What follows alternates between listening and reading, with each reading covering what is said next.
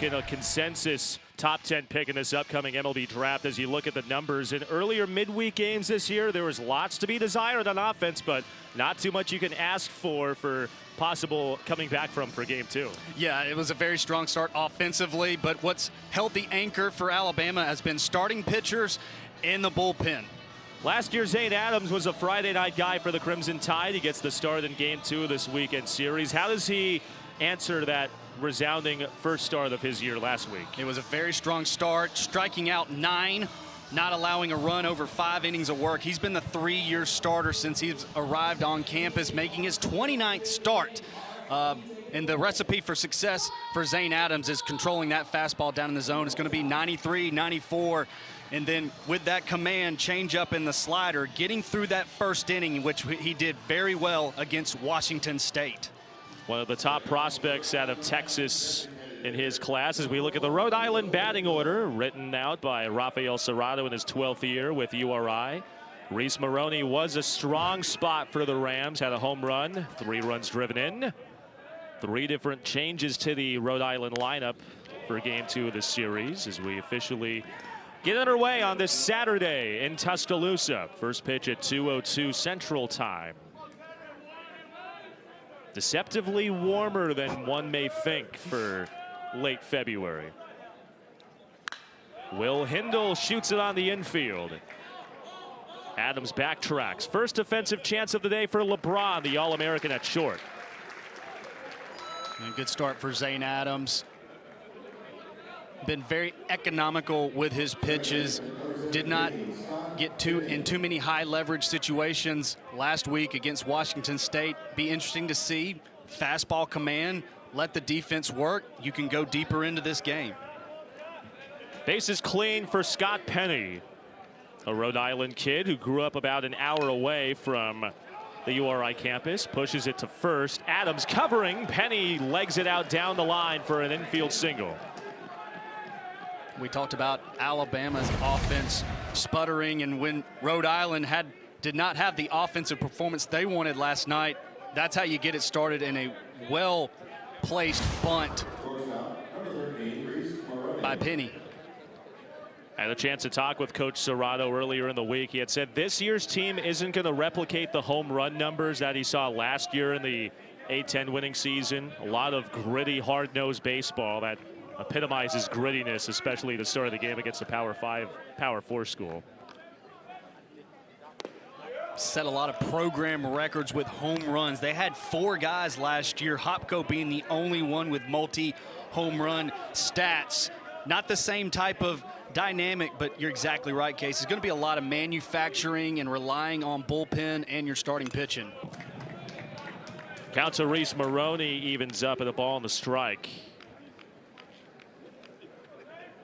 In case you talked about 3 new players starting for Rhode Island, they've really flipped the lineup just to try to change and get their offense going. It was a tough weekend. Last weekend, they went down to Jacksonville and did not walk away with 1 win.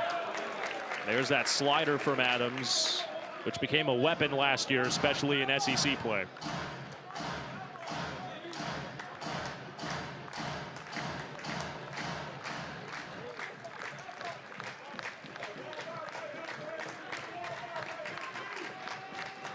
One-two. Ground ball to second. First chance for Brennan Holden. Justin LeBron, the work in tandem. Throw evades Vaughn at first. It is a fielder's choice. Maroney and Penny essentially swap places at first with 2 away. Yeah, it was a great pitch by Zane Adams. 95 miles an hour on the outer half. Weak contact to Brennan Holt. The flip was a little off balance for LeBron. He was able to stay composed, but he could not complete the throw for the double play. It's a play we've seen LeBron make in ample amounts his first 2 years in Tuscaloosa. It's a 2-out chance for Jack Hopko, the first team All-Atlantic 10 member a year ago. And like Casey said, that's the slider right there. Sweeping action, very hard to pick up as a left-handed hitter.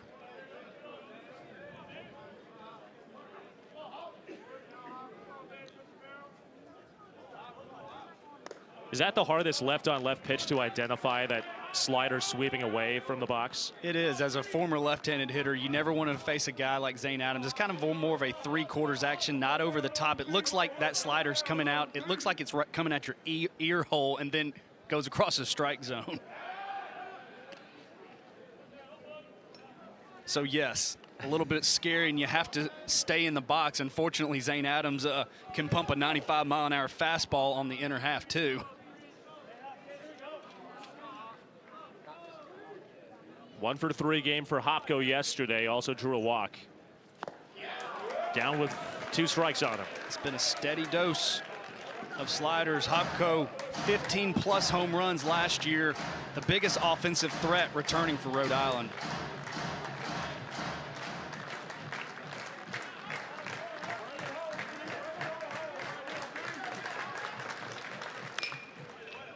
Short grounder to the short. Token throw for LeBron, and that completes the first. Couple men reach, but no runners come across to score against Adams. Bama lineup coming up to the plate when we return. On to the home half of the first at Sewell Thomas Stadium. A clean top of the first inning for Alabama's Zane Adams. And for the second time this week, the Crimson Tide lineup have an opportunity to attack the Rams pitching staff as we look at the Crimson Tide lineup. Justin LeBron, who many believe to be at least a top 5 pick in his upcoming MLB draft. Depending on who you ask, possibly one of one. Had 5 RBI and 2 home runs yesterday in the opener.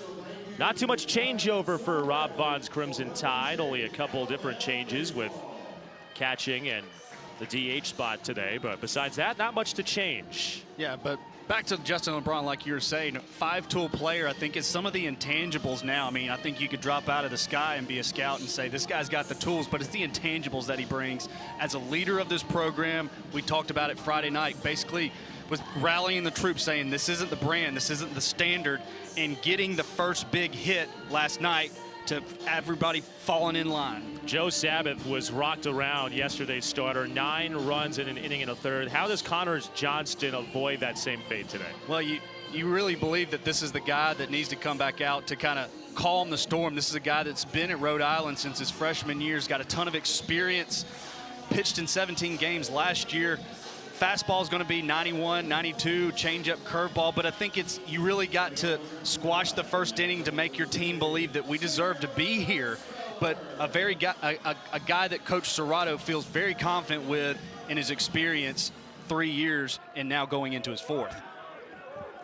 Bryce Fowler is the first member of the Tide lineup to meet him. Swings away and drives it out to center field. Adonis Medina's back at the track. He leaps and makes the grab. One center fielder checks in on another to begin the bottom of the first. It just looked like a lazy fly ball that just kept carrying. Medina stayed with it and made a tremendous catch up against the wall for the first out. How about a web gem to pick up your starter to begin a doubleheader? He drives one to the track. Justin LeBron sent 2 over the track and over the fence yesterday. Takes outside.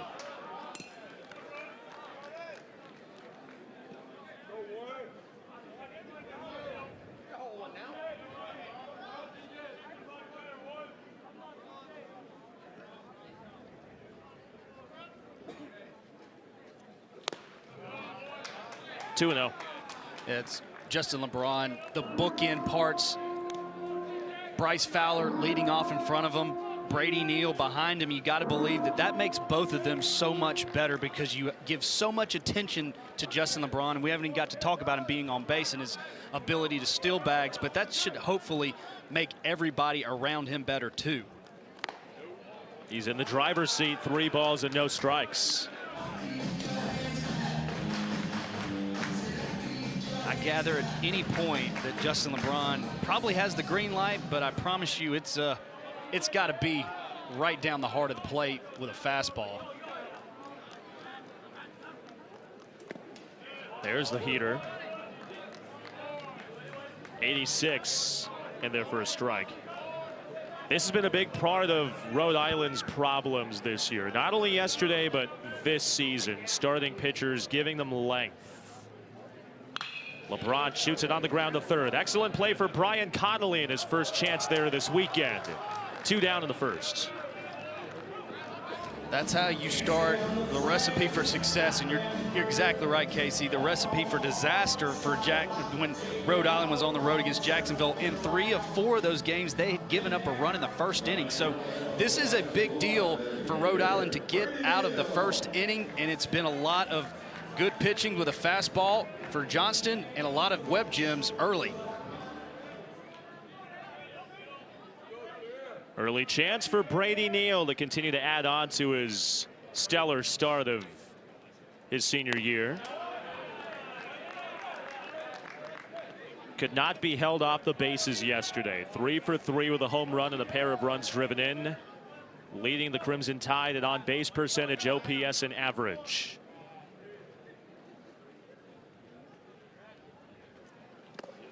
Down 2 strikes. These back-to-back changeups, what it looked like from Johnston. Again, it's the recipe of you establish the fastball and then you can start to work in the changeup. But exactly what we talk about. I'd be looking at my chops. You want to be batting right behind Justin LeBron, and you're seeing it right there with a 3 for 3 day yesterday. Neal out in front. Count stays 0-2.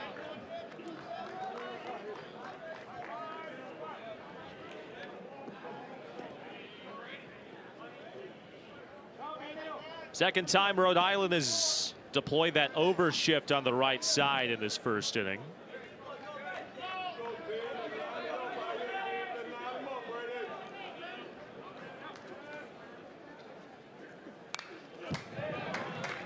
You a fan of that still, the shift in college baseball with pro baseball starting to implement more oversight on what you can and can't do in the shifts? I'm going to be honest with you.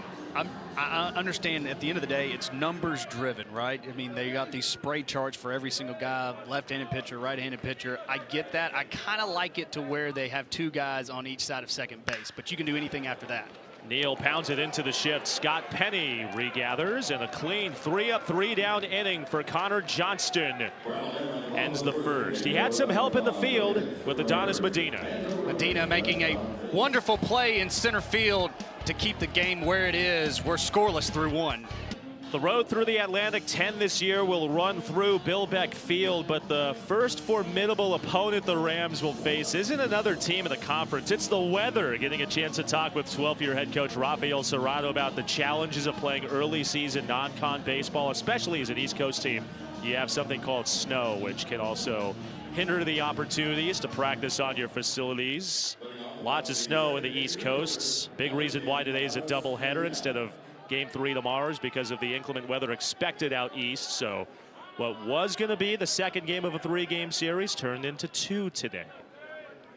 Speaking of 2, Zane Adams starts his second inning of work with a strike to Adonis Medina, who made an outstanding catch in center to begin the bottom of the first. Approximately half hour after Game 1, we'll play Game 2 of the Twin Bill. Medina down 0-2. That's a heavy fastball, 94 miles an hour. The recipe, like we said, for Zane Adams. And that's okay. If that's the reason why fastball down in the zone is, hey, even if you hit it, it's usually going to get hard contact on the ground. What's the big difference between a heavy fastball and something that would be closer to a sinker at the bottom of that zone? Yeah, when I as a former hitter, when I say heavy fastball, it feels like when you make contact, it's like you're hitting a bowling ball at times. That's just the spin and the velocity that's coming out of the arm, obviously with the speed that we're talking about. But a lot of things for Zane Adams in his 3rd year is the setup. A lot of fastballs. You saw him go high up with setup, and then he went changeup low and away. It's a lot of cat and mouse games that Zane Adams is incorporated into his game. First strikeout of the day for Adams as Medina fans had 9 a week ago at Washington State's expense. Yeah, 94 mile an hour on the outer half, and when you have to respect the off-speed pitch, sometimes you get blown away, but big first out for Alabama.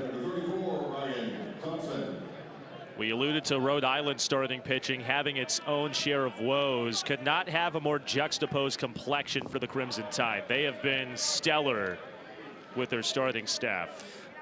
It has been, and the big reason why Alabama has won outside of Friday night has been the starting pitching and the bullpen. And a 1.64 ERA, you're going to play. You're going to be in a majority of all games. Now, putting it all together once you step into conference and SEC play is another story.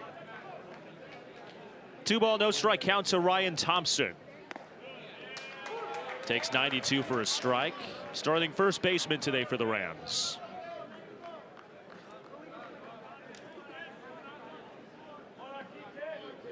Another Rhode Island kid from Lincoln, depending on traffic, about 30 minutes away from the URI campus.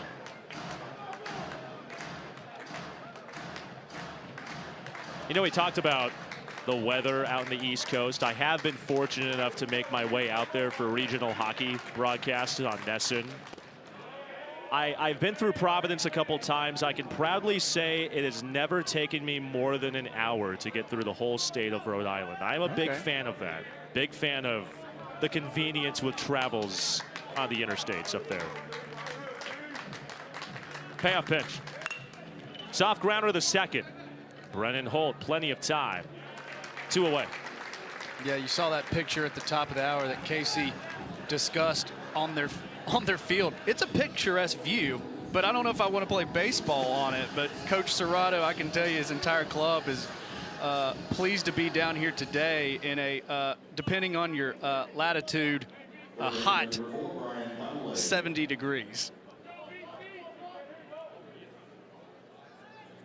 Bases clear with 2 down for Brian Connolly. Speaking of growing up around snow-covered fields, the Maine native, his father is a Division III head coach in upstate Maine. Probably lots of snow over the course of his time at Bowdoin College. Ball 1 to the Wake Forest transfer. You see Zane Adams on that weak ground out for the second out. Got in on the hands, weak contact at second base. He's establishing the fastball inside and out as well. Connolly flips it out to right. That drops down in front of Peyton Steele. First hit of the afternoon belongs to the Rams. Connolly's aboard with 2 gone. Nice piece of hitting right there. Got another fastball down in the zone. Steele decides one of those halfway where you could have maybe dove for that one, but with 2 outs, keeping it right there, keeping the ball in front of you. Let your pitcher work out of this inning. 2-out opportunity for Ryan Henschel to keep this second frame afloat.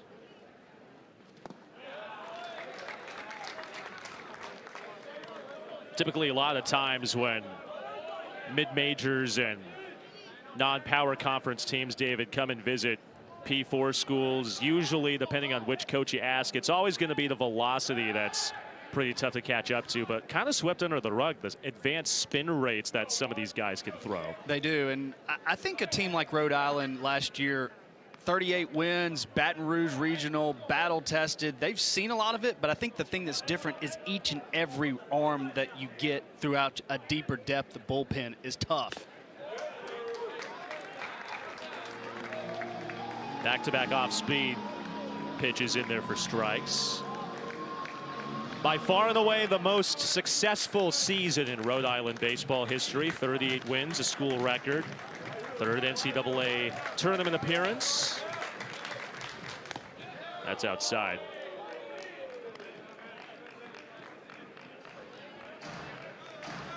You see the time to the plate for Zane Adams is a bit quicker. That's one thing that you saw in that stat line. The recipe for the Rams last year was the ability to steal bags.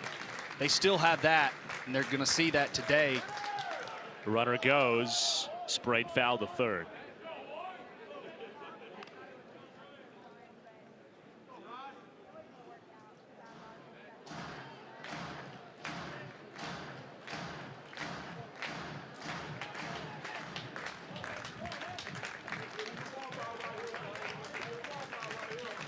One-two.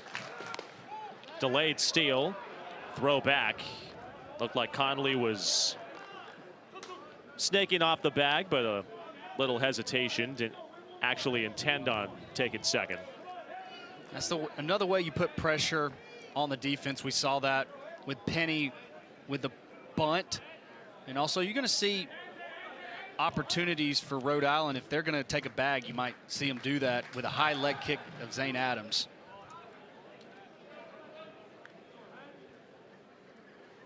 And you're hopeful if Zane Adams gives enough attention to that runner with a high leg kick, he may do what's called a slide step. All that is he's literally not taking a full high leg kick, just sliding to home plate just to get a quicker move to home plate.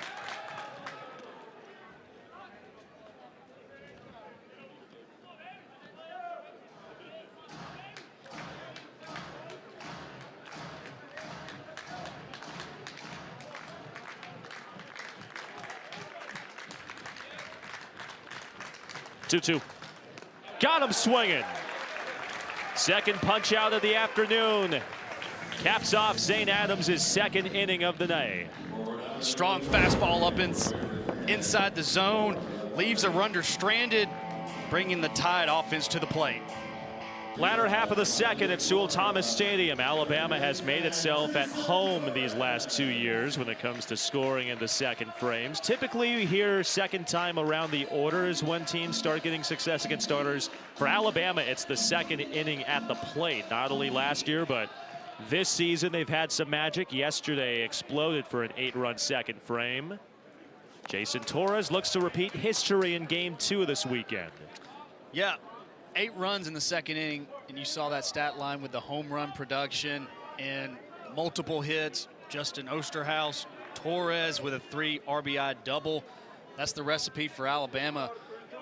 And a good start right now for Johnston. Found success in that first inning. Connor Johnston retired the Tide 3 up, 3 down. Got some excellent help from Adonis Medina at center with a web gem.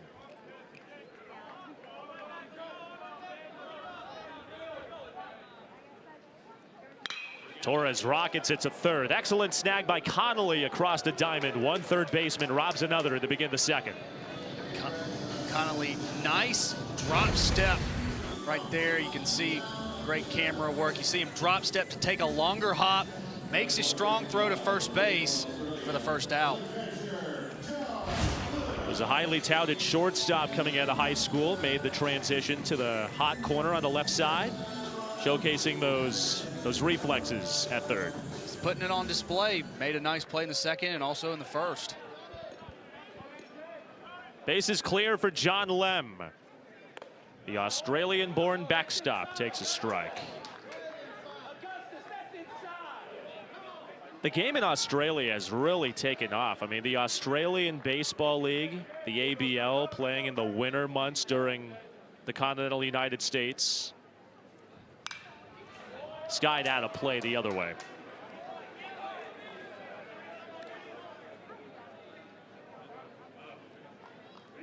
Another transfer portal get, and Johnny Lim sat yesterday's game.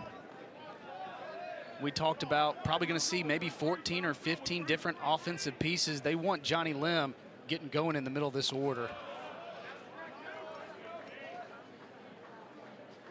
Was a standout at Southern Illinois, second team All-MVC.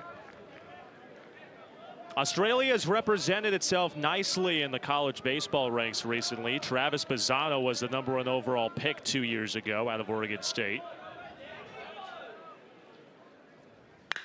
Lem rips it over the top of the second baseman Penny in the right. First Alabama hit comes via Lem, beating the shifts to right field. Yeah, Johnny Lim, first at bat, looked like a changeup that just hung up in the zone. Fred McGriff kind of helicopter finish right there to get himself going and hopefully get his offensive production going for the Tide.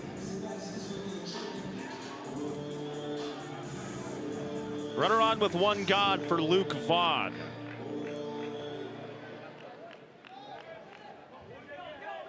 Speaking of transfers,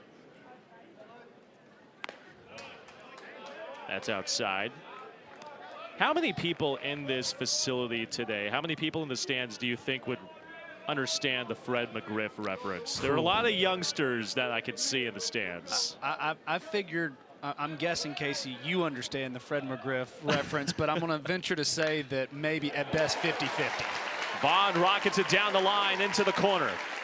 Lem around second, into third. It's a double for Vaughn. And there it is. It's another fastball in the inner half. Luke Vaughn gets his hands through that one, shoots it down the third base line. Two hard hit balls, much like the second inning against Washington State, where Justin LeBron and Brady Neal got it going. Sets the stage for Justin Osterhaus. I'd be hopeful that more college kids knew Fred McGriff. I mean, he's on the outside looking in. I personally believe he should be in the Hall of Fame. It's a crime that more people did know the crime dog. Oh, I can't say that intentionally teed you up, but you shot that one right down the fairway, 300 yards. Osterhaus rockets it to right. Jack Hopko is there to make the grab. Lem tags from third. Sacrifice fly for Osterhaus, continuing his hot weekend, his 4th RBI in 2 games, and Bama takes the early lead in the second.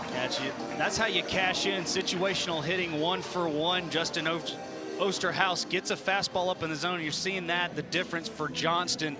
A lot of balls, change-ups, and that was a fastball too high up in the zone. I'm very fortunate that that ball didn't get a little more elevation.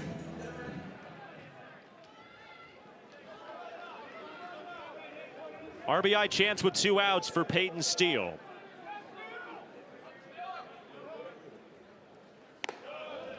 Takes up high. Played sparingly as a freshman last year, 8 games played, but with an outfield opening with Richie Bonamalo moving on, among others. Getting a chance to showcase his stuff through the Tide's first 6 games. Rips it out to left center. Playable for Ryan Henschel, his first chance in left today. Retires the side in the second. It wasn't an outburst like yesterday, but Alabama gets on the board with 1. Alabama and Rhode Island in game 1 of a Saturday twin bill. So glad you're joining us. Casey Roll with former Alabama outfielder David Kindred on hand. Rhode Island last year, a season that not too many would have expected from the eventual A-10 champs. Program records in wins, runs, hits, most offensive categories. Ran through Atlantic 10 play before bumping into Dallas Baptist and Little Rock in the Baton Rouge Regional last season. A lot to turn around, tons of change. See if they can build off of 2025. Zane Adams, first pitch to Jaden Tolentino's drilled to left. This one's tied. Tolentino checks it on the scoreboard. Hasta Pelota, you teed that one up just nice, Casey. They talked about the output in 25. Jaden says, I want to get in on the action for 26.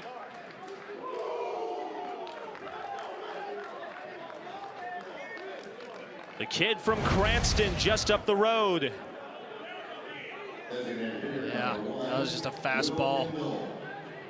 Jaden was looking dead red for that one and absolutely deposited that one into left field.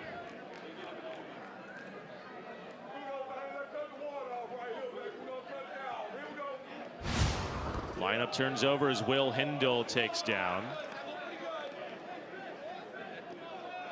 That is something that Adams did struggle with at times last year. Surrendered 12 home runs. Check swing back to the Rhode Island dugout, 1-1. Yeah, then that's, we talked about for Zane Adams living down in the zone, but at any point, whether it's SEC play or a very good team in the Rams, you leave a ball up in the zone in a hitter's count, that's going to happen. But the reality is solo shots are not going to kill you.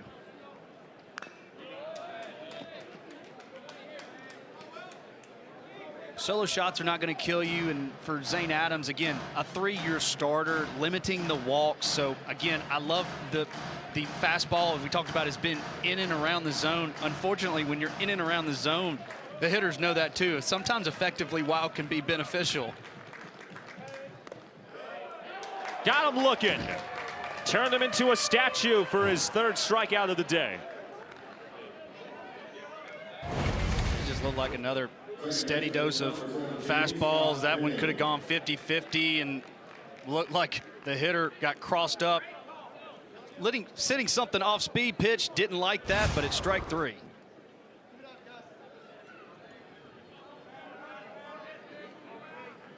Second chance for Scott Penny at the plate. At the game's first hits back of the opening frame. Laid down a drag bunt. The Alabama infield recognizing that with the corners playing in. The reason, yes, you're exactly right. It's a perfectly executed drag bunt, but the reason why that works is at that time, the first at bat, Luke Vaughn, the first baseman, playing back. Also, when you have a left-handed pitcher who's falling off to the third base side, makes that drag bunt very enticing, but you got to execute it, which he did perfectly.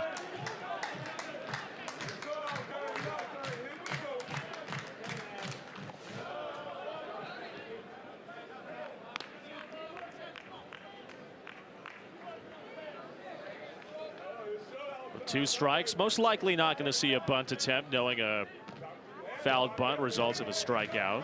So the Bama defensive alignment shifting accordingly.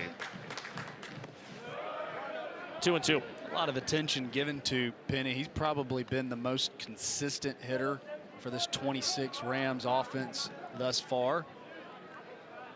Can beat you in a lot of different ways. Last year ran a couple balls out of the yard, but you saw him. He can play a little small ball and handle the bat.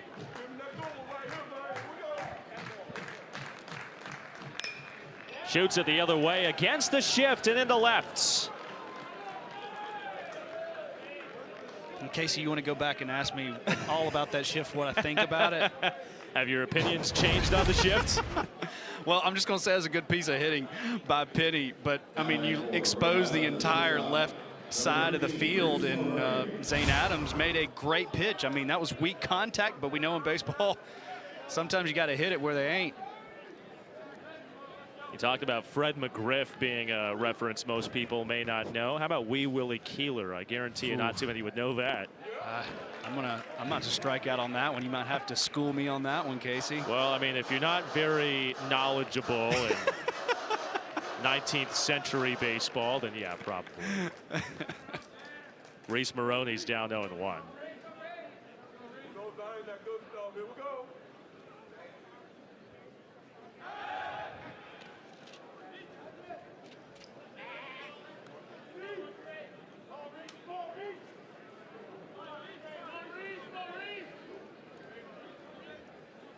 The numbers for Maroney in 4 games in the Sunshine State. Struggle against the Dolphins. Had no such struggles against the Tide yesterday.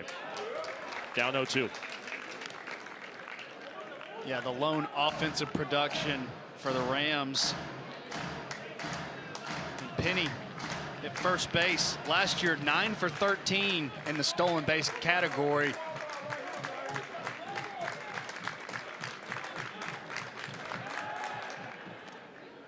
Hasn't attempted the stolen base this year. Adams checks in on him.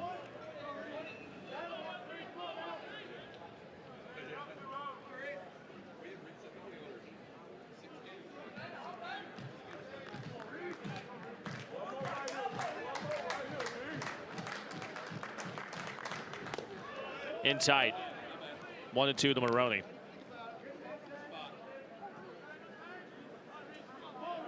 Fastball high and tight. I think that was, in my opinion, a setup pitch. You might see something, maybe change up away, something soft. It's like going back inside again. Maroney flares it left center. That falls and finds Green. Around third base, Penny in there. And Rhode Island's got something cooking in the visiting half of the third. Maroney got his hands in there, jammed somewhat on that hit, but again finds a hole. And just like that, the Rams have first and third, 1 out. It's an RBI chance for one of the top RBI men in the country last year, Jack Hopko. 4 other players were the only 4 last year with more runs driven in than Hopko's 83. Healthy cut right there for Hopko. There have been incremental gains year in and year out for Hopko. First team All A-10 last season. At one point led all of Division I baseball in runs driven in before regionals and postseason play.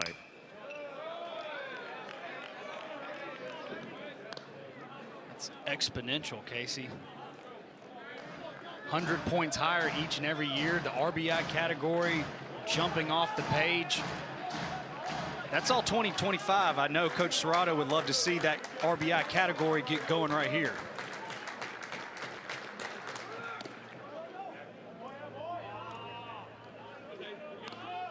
Maroney threatened to steal second, returns back to first. Rhode Island is seeking its first lead of the series.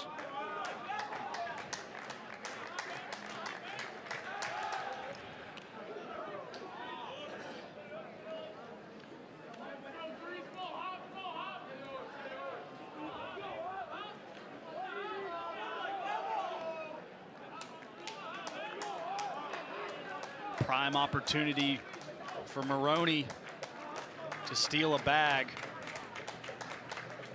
Hopko in the shallow left center. On the run, Fowler gives way to Osterhaus for the out. Penny tags from third. And Rhode Island, after giving up the first run of the day, has scored back-to-back to take their first lead of the weekend. It's a good piece of two-strike hitting by Hopko. Got a slider up in the zone. Probably not a strike, but it was a good piece of hitting to plate another run for Rhode Island.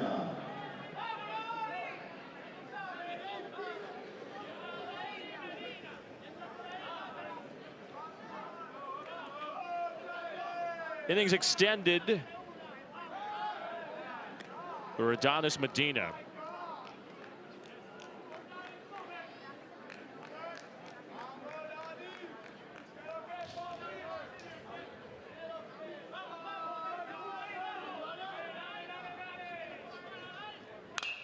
Struck out his first time up.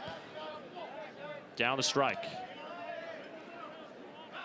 Flashed some big time leather in the first, running down a ball deep in the gap. Back to Reese Maroney. He leads the club in returning stolen bases. We talked about it, 24 of 33. This is the first time Rhode Island's had a lead this series. Now they can incorporate being a little more aggressive on the base pass.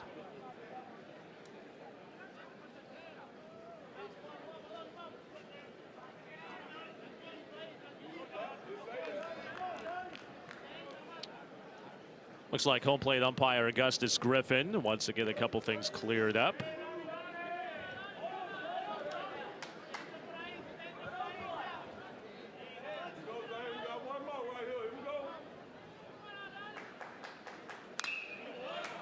Sprayed wide. Medina's down 2 strikes.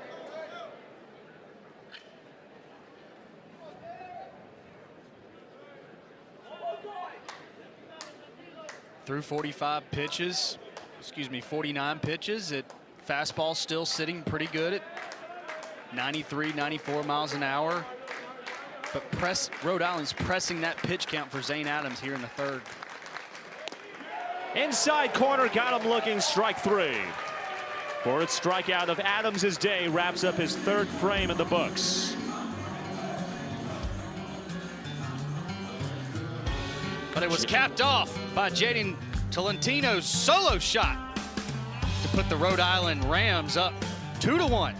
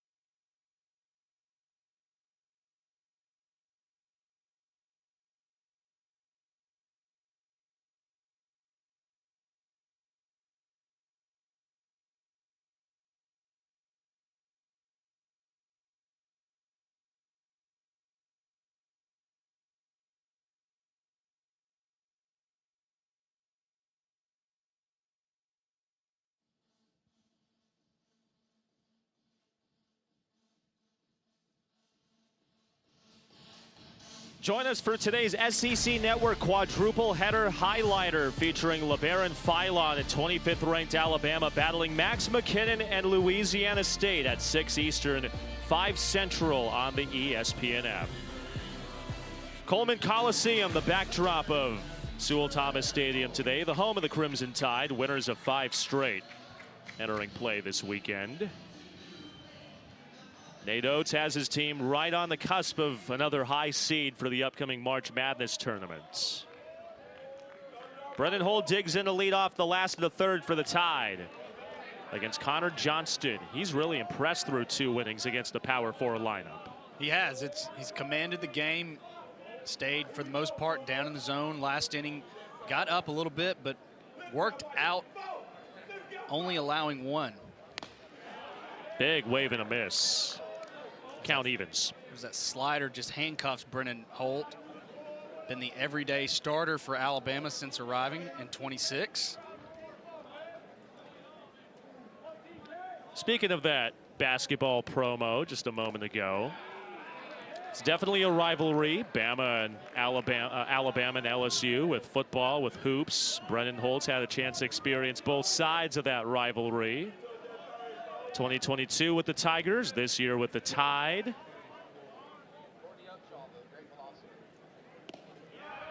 I would assume transferring to Alabama would mean you can't have any LSU merchandise or paraphernalia in your closet. I mean, at least closeted LSU stuff. Probably can't wear it around campus. Looks like Brennan Holt's got a plethora of different type of athletic gear from where he's come from. LSU, then Oklahoma State, South Alabama, but capping it up here at Alabama. Speaking of being everywhere and anywhere, how about that? Going up the middle to start the inning. Hey, good piece of 2-strike hitting. Puts pressure on the defense to get this inning going for Alabama. Flip it back to the top.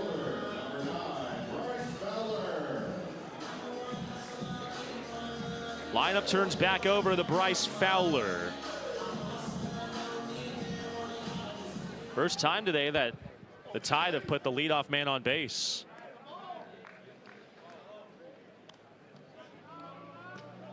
And Coach Rob Vaughn, 3rd year, each and every year it seems to get more athletic. Brennan Holt being another piece. We talked about the speed that Justin LeBron has. Bryce Fowler probably the most athletic outfielder. Gives you a lot of tools right here to use in these type of situations. Waves and misses. Swung at the first pitch he saw in the opening inning. Adonis Medina greeted him by robbing him in left center. Misses on the first pitch he sees in the 3rd.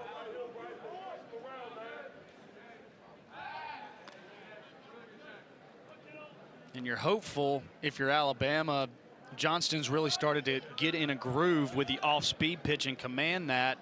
You would think that maybe to combat that, maybe to get some action on the base pass, to speed that up.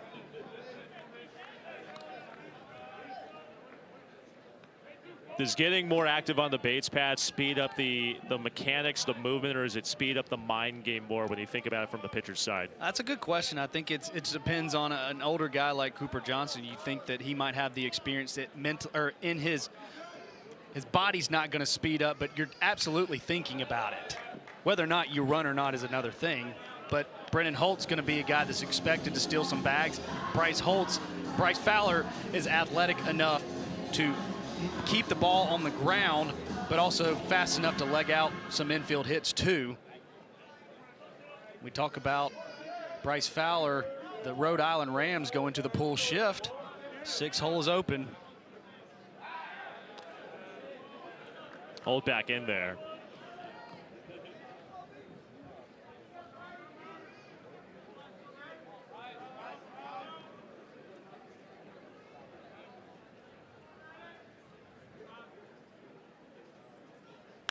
Fowler pounds it up the middle.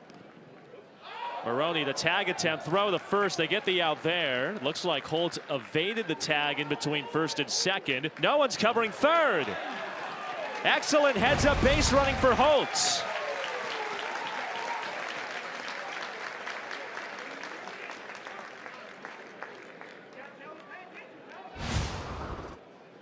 Great heads-up play right there. by Brennan Holt to avoid the tag. The call on the field from the second base umpire clearly said it did not get him at all. The throw at first got Fowler, but because of the pull shift, nobody covering the third baseman's playing shortstop and covering second base, as you can see in that wide angle. Honestly, nobody at home plate. Rhode Island is challenging a safe call at second base. Play is under review. You hear Chuck Pack, the crew chief, reviewing that sequence of events.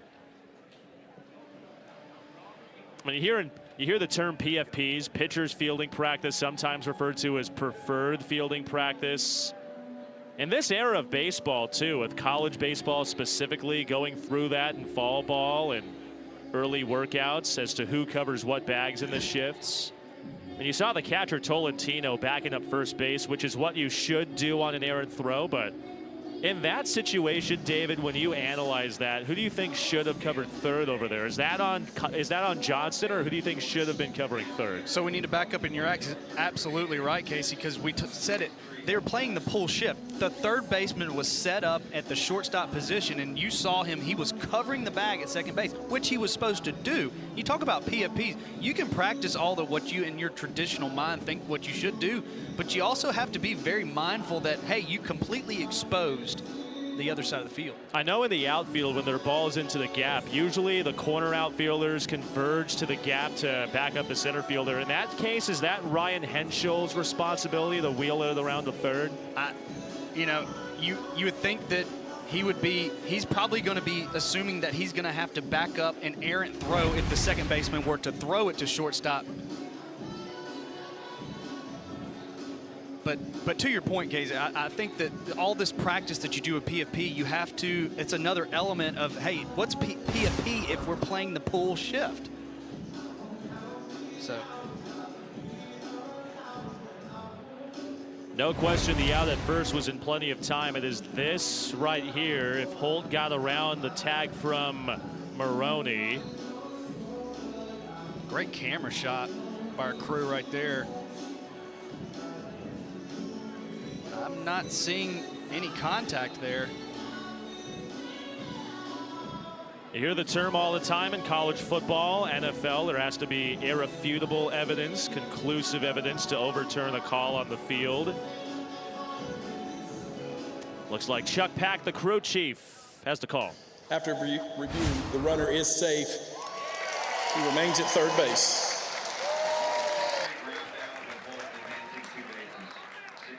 Tough call for second base umpire Peter Gabriel to make, but he made the right one.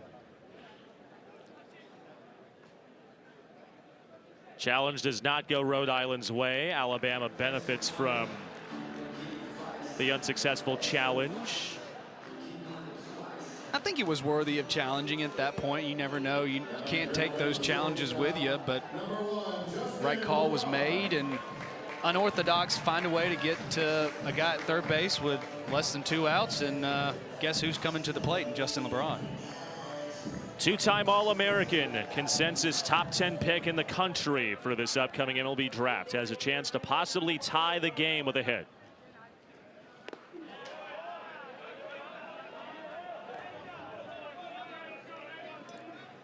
Golden Spikes Award preseason watch listee.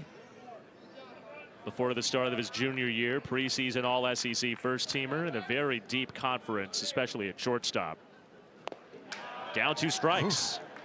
2 healthy cuts, just couldn't come up with the off-speed pitch by Johnston. A pivotal at bat right here for both sides. Can Johnston get it out here, or can Justin LeBron cash in? You know, David, this is almost, except for what inning we're in, a carbon copy of a chance LeBron had earlier in the week in midweek play. Had a runner at third with less than 2 outs, saw 3 pitches and took 3 strikes. And you have to wonder if that may still be a residual effect, knowing it was so recent. Maybe it's just overcomplicating things. Well, there's no doubt that absolutely happened. I think that was somewhat kind of in that day. They were Justin LeBron and the entire team was in a funk, but I'm going to say that that's been squashed after yesterday's performance with 2 home runs.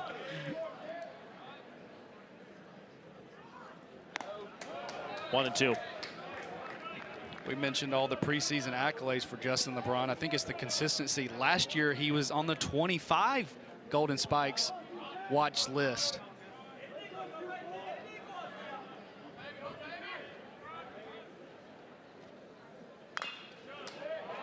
Rolled foul the third.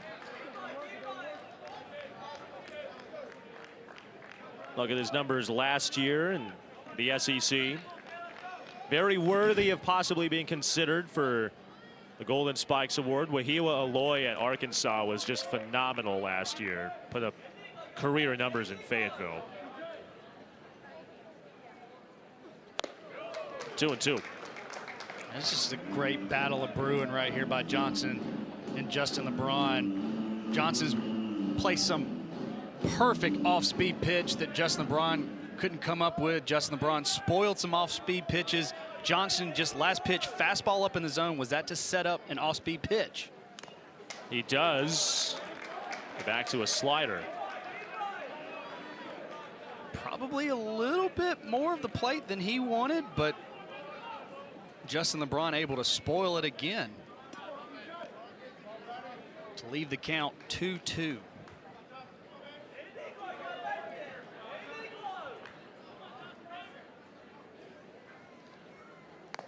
Outer third, got him looking, strike 3. Johnston comes up big for his first strikeout of the day. Wow, what a pitch right there by Johnston. Muscled up right there, 92 mile an hour. It looked like it caught the, I don't know. He got the call, third strike. Justin LeBron very upset about that.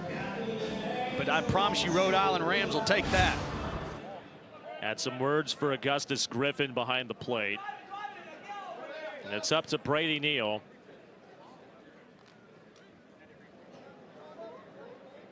And it looks like it was a stoppage because the PA system was still ongoing when Neal stepped in the box.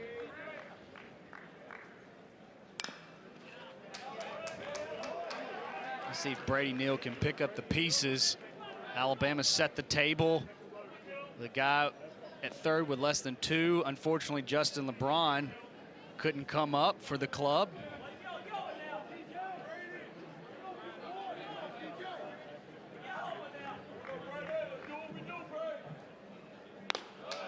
A ball and a strike to Neal.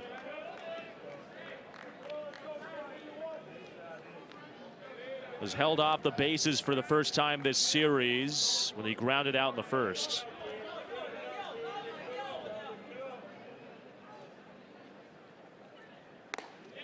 At the letters, perfectly placed.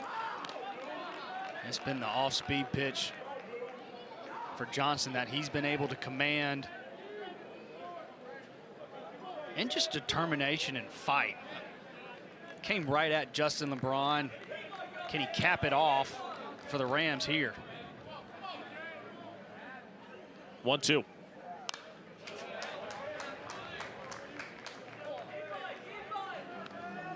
We've heard Rafael Serrano too throughout the course of the week leading up to today, David, about pitching with conviction. He had said he doesn't care if you give up runs or hits, but as long as you're pitching with conviction, it's going to be the biggest thing he'll take away from his pitching efforts this weekend. Check swing, appeal to third. He did not go around, according to Chuck Pack. In case you're exactly right. It's one thing to pitch with conviction, but it's the confidence to know that if you pitch with conviction and stay in the strike zone, they're going to hit it. But as we've shown in the first and second innings, the defense has played flawless thus far. Full count to Neal. Jason Torres would be next to hit if this inning continues. If you're Brady Neal, bag open, does not have to give in. You think that obviously got to protect with 2, but might be something off speed again. Breaking ball got him swinging. How about that for pitching with conviction? Connor Johnson leaves the third with the lead intact. Rob Vaughn coming up next through 3 frames at Sewell Thomas Stadium. Fourth at Sewell Thomas Stadium, Casey Roll and David Kindred are joined by Alabama head coach Rob Vaughn. Coach, you've applauded your pitching staff through the course of the first couple games of the year. What have you liked about Zane Adams through 3 frames today? Yeah, been pretty good. Had a young pup ambush a heater, you know, to lead off the top of the third there and hit it well, man. Hit a homer. He really executed some pitches that last inning. You know, left the 3-1. He's in a good punch-out count and trying to go chase slider and just left it up. They did a good job staying over for a sac fly, but, you know, just like to see him be a little efficient here. To be a little bit more efficient, get us a little deeper into this thing, but keep competing, keep doing what he's doing. A lot of soft contact, a lot of executed pitches right now. Coach, the response after a big win yesterday, you mentioned it yesterday, professional play to finish it in, you lock it in all day. Talk about what that means in response from a big day yesterday for full innings, 18 innings today. Yeah, I mean, that's the beauty, man. Last year we played Georgia here, and I think it was like 19-1 or 19-2 on a Friday night, and then you come back and win the series. This is college baseball. You know, they're not going to, because we ran them out of the park yesterday, I can promise you they ain't just going to show up and just hand it to us today. And, you know, they compete hard. I've loved our bats, man, up until those last 2 where, you know, just executed some changeups. We just didn't let get deep enough. But outside of that, man, even in the first 2 innings, just elite at bats and just getting a lot of, man, Greg Conley, a little freshman, I recruited that dude. He's a Maine kid. Dad's a baseball rat. He's a baseball rat and good little player. Made some good plays already on some hard hit balls early. So just need to keep stacking good at bats together and they'll start falling through for us. Coach, you've also talked about how good base running has been this year. What can you say about Brennan Holt awaringly taking third that last frame? Yeah, just weird play. You know, weird play, and you know our dugout I think is the one that deserves the credit. I love my boy Holt, but he was kind of waiting to see what was going to happen, and our dugout was screaming at him to get to third. And huge getting there less than 2 outs. You know, especially you get there less than 2 outs. Man, I think Brown is going to get that done about 99.9% of the time. Unfortunately, that was the .1, but good base running there. Appreciate the touch. Thank you. Thanks, boys. Roll Tide. Thanks. No ball, 2 strike count to Brian Connolly, that's outside. You alluded to, as you heard Coach Vaughn allude to, the pedigree of Brian Connolly. His father was excellent coach at Bowdoin College, a part of the Maine Baseball Hall of Fame. Goes down there. Quickly 2 outs for Adams. Zane Adams, changeup down in the zone, got Connolly to chase. As we've been interviewing Coach Rob Vaughn, we're already at 2 outs. Quick work. Ryan Henschel steps in. Swings away. 3 at-bats, 3 first pitch swings. That's what you get with a guy that's making his 29th start. 3-year starter. You get touched up a little bit and you get right back and dominate this inning and trying to see if he can close the door right here.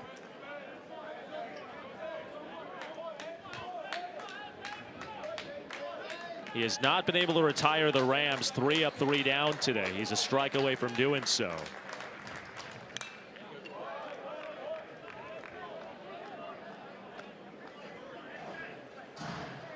Game 1 of a Saturday doubleheader if you're just now joining us. Casey Roll and former Alabama outfielder David Kindred on hand.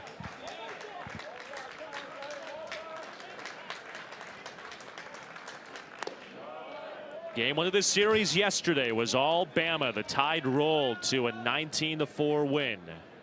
Game 2 has a different tenor this afternoon. The 3rd game of this series begins approximately half an hour after the conclusion of this one. Shot foul down the left. A perfect sequence by Zane Adams. Flash the fastball up in the zone to hopefully get the batter Henschel's eyes moving a little bit faster, then come with an off-speed pitch. Henschel able to push it foul to keep this at bat alive. Got him the chase. First time Adams has authored a 3 up, 3 down inning today. His 6th strikeout ends his 4th inning in the books. Just another tremendous changeup from Zane Adams. And a very clean inning coming off a big inning for the Rams in the third to keep the score 2-1.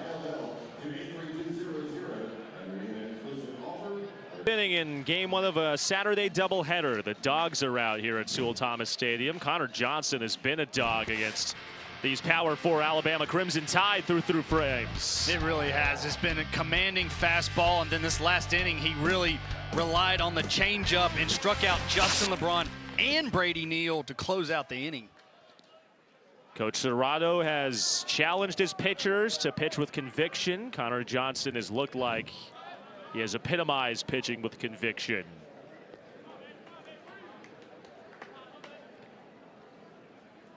Ball one to Jason Torres.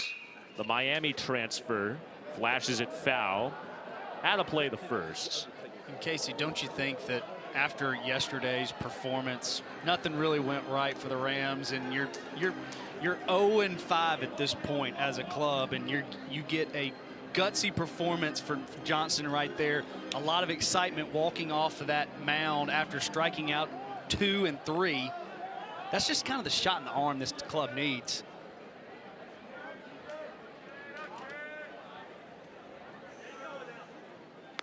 And Coach Serrato had alluded to it as well in our meeting with him earlier in the week about last week at Jacksonville being a 4-game series. You don't have the luxury of maybe throwing out quick hooks as you would like, say, in a 3-game series. So you have the chance to play it closer to the leash, but he hasn't had that worry today with Johnston. 3-1 to Torres. Again, we talked about a senior that's been in this program all 4 years and understands how much that means to wear that uniform, but also the confidence in Coach Serrato's probably got a longer leash, and obviously you're going to let him go in a game that he's pitching like a dog. Sprayed foul, long run. Thompson has enough room, and he makes the grab to retire Torres.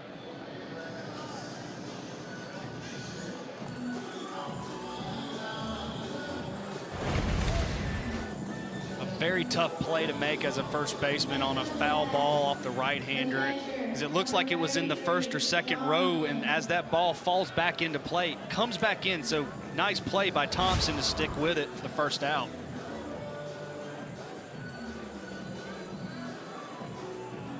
Bases clear with John Lenz stepping in. Had Alabama's first hit of the day back in the second.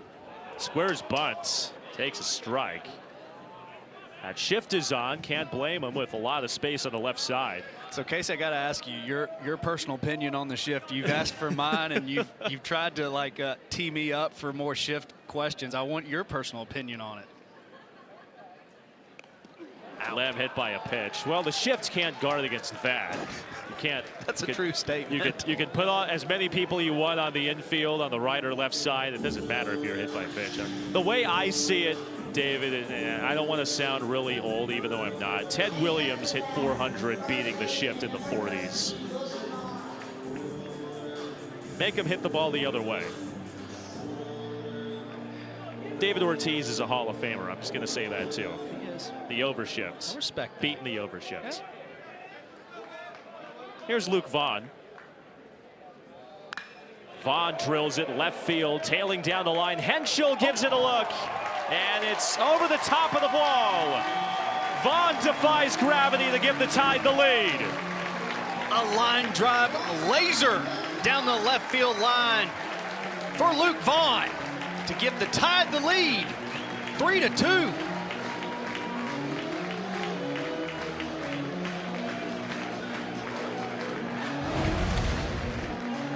That just looked like a fastball. Luke Vaughn sitting on it, and that was quickly run out of the park.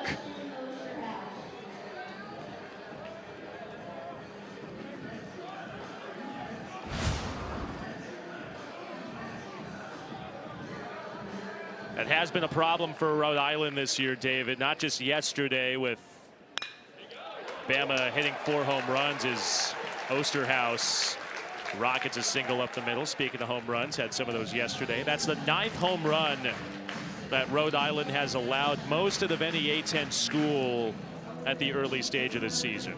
be hard to win a lot of matchups, giving up 9 home runs as a squad. We talked about how confident Johnston felt after that 3rd inning, but some very loud contact turning around this time. 2 hard hit balls. Peyton Steele has a chance to keep the train rolling in the 4th.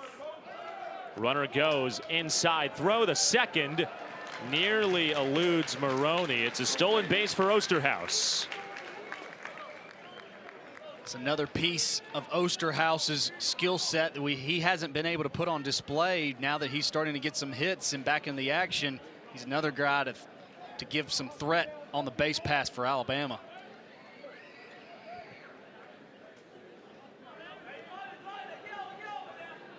Rob Vaughn did praise Osterhaus's athletic ability with being a multifaceted threat, not only at the plate, but on base.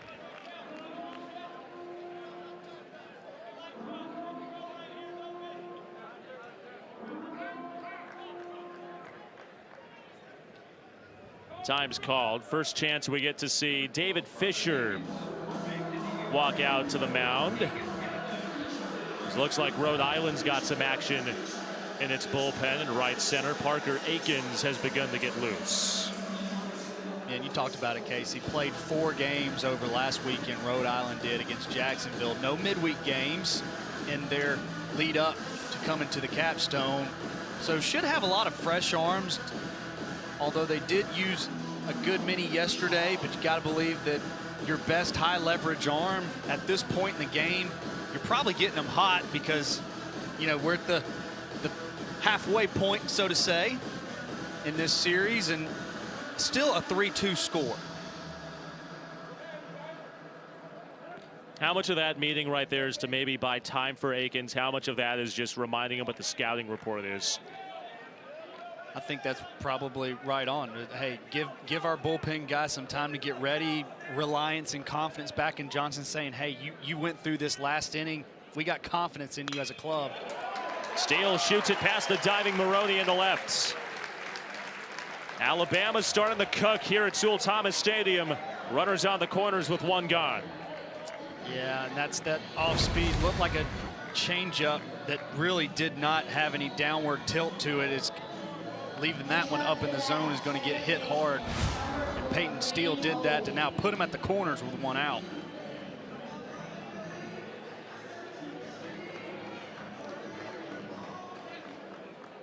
Second meeting. This is Coach Serrato making his trip out. This is typically when you'd see a pitching change. With Brennan Holt stepping in, most likely we'll see the pull to bring a lefty in.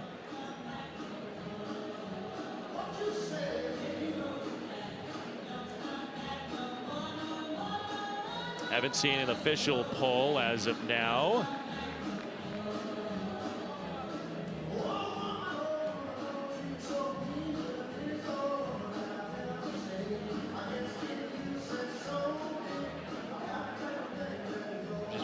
For just a few more pitches out of the bullpen. It looks like they're going to go to the lefty.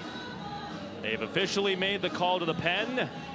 Johnston exits, Akins enters. Bama's got the lead with more traffic brewing in the last of the 4th. Score is 3-2 Alabama. Rhode Island has gone to the pen after a strong start by Connor Johnston, going 3 1/3, 6 hits, 3 earned runs, 2 Ks. Pretty strong start, Casey, albeit coming off of a disastrous start on Friday, but it's calmed down the storm a little bit for the Rhode Island Rams. Coming out of the break, you want to take the play-by-play chair for a few innings, David? You're doing a great job, Casey. Parker Akins being tasked with doing his job to get out of trouble. In tight, Holtz, squared bunt. Appeal to first.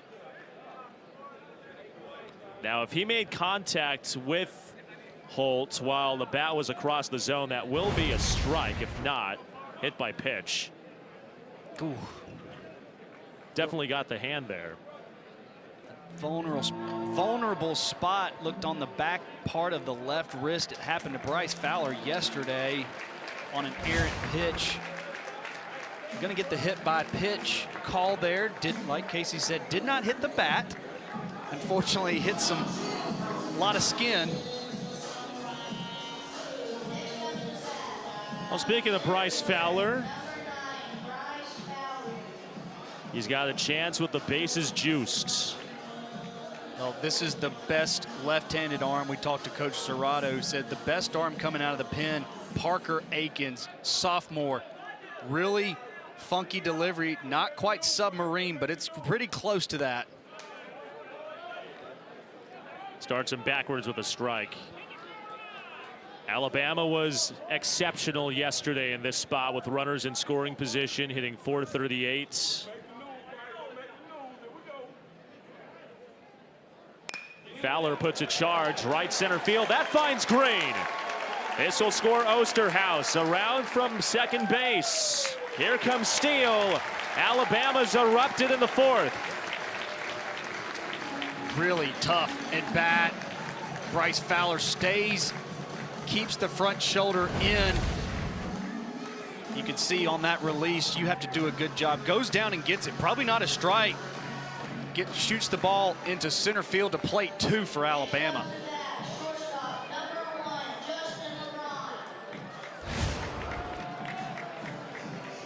Bama's got 2 more on base with Justin LeBron stepping in.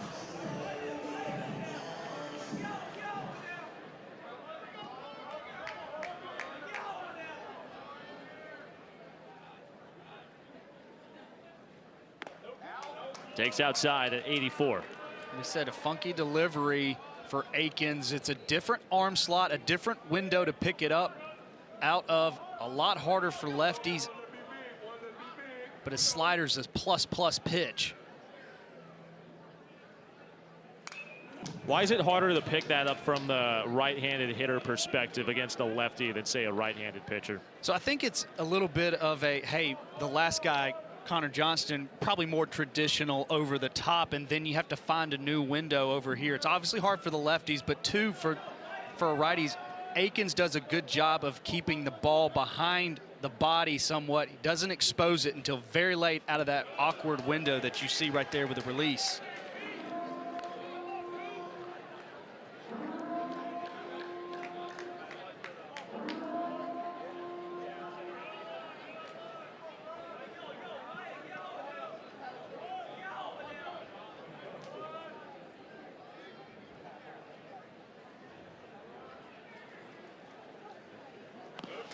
Driver's seat spot for LeBron, up 3-1. As we look at what number 1 has a chance to do with 2 on and only 1 gone. You're going to see right here, what is Aikens most confident with in 3-1 pitches? It's got to be his best pitch. You would think it'd be a fastball, but it might be his slider that he feels most confident with, but obviously can't leave a cookie over the plate.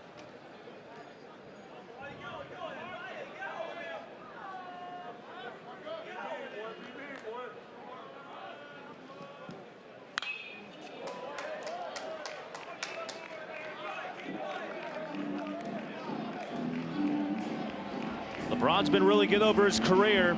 Showed why he's a possible first number 1 overall pick yesterday. Yeah, and that first home run was the spark that really got this offense going. The big hit in the 2nd inning and then capped it off in the 8th.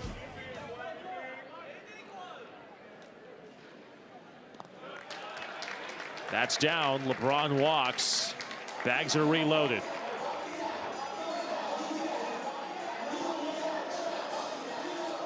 Last year was an exceptional season for LeBron. I know it's really early, but if you go by 6-game sample sizes, might be pretty hard to prevent LeBron from winning the Golden Spikes based off what he's been doing. Baseball's a weird game, but for the sake of these stats, this is a guy, like we talked, the catalyst of Alabama with all the stats that he's been able to put up. It's amazing all the different type of stat metrics he can bring to the table. Brady Neal takes inside. We talked about it the first time through. Justin LeBron gets the respect of a 3-1 breaker in the dirt for the walk. It just gives Brady Neal the opportunity with the bases jammed. A ball and a strike. And this is the type of opportunity. They played a couple of different guys after Justin LeBron in the batting order. It's been Brady Neal, it's been a little bit of Johnny Lim, Osterhaus, who can feel like they're confident enough to cash in and be the guy behind Justin LeBron. You see it a lot in professional baseball, David, with major league teams starting to put their best hitter in that 2 spot to get more at-bat opportunities at the top of the order. And then it depends a lot on philosophy on what teams like in that 3-4 hole.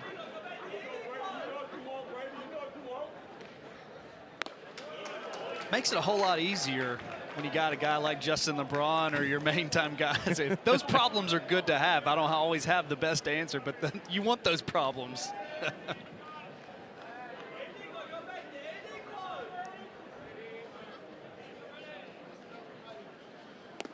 Wave and a miss. Neal goes down on strikes for the second at bat in a row. You saw that slider on display. It's tough for that lefty to pick up. A big second out for Rhode Island and Akins.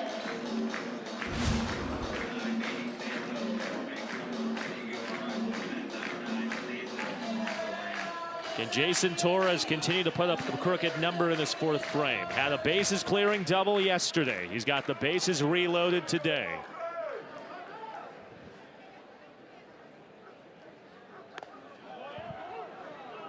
Called strike 1. He's starting to feel really good about that slider. Backdoored it, got the call. If you're Jason Torres, you got to feel the approach. Obviously staying in the middle of the field, you're not going to get blown away with a fastball. It almost feels like you'd be sitting more off-speed slider. As soon as I say that, it throws a fastball.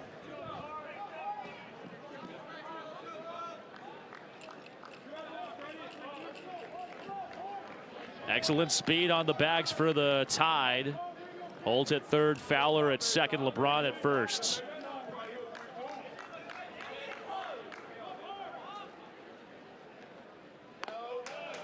A ball and 2 strikes to Torres. All very competitive pitches. That was obviously trying to entice Torres to expand the zone for a swinging miss.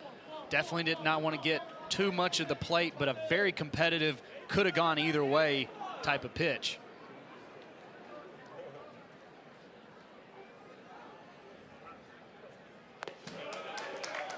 Going to be a possible breaking point moment for the Rams. Had the lead in the 3rd. They've given up 4 runs in this 4th frame, with Alabama threatening for more with 2 outs.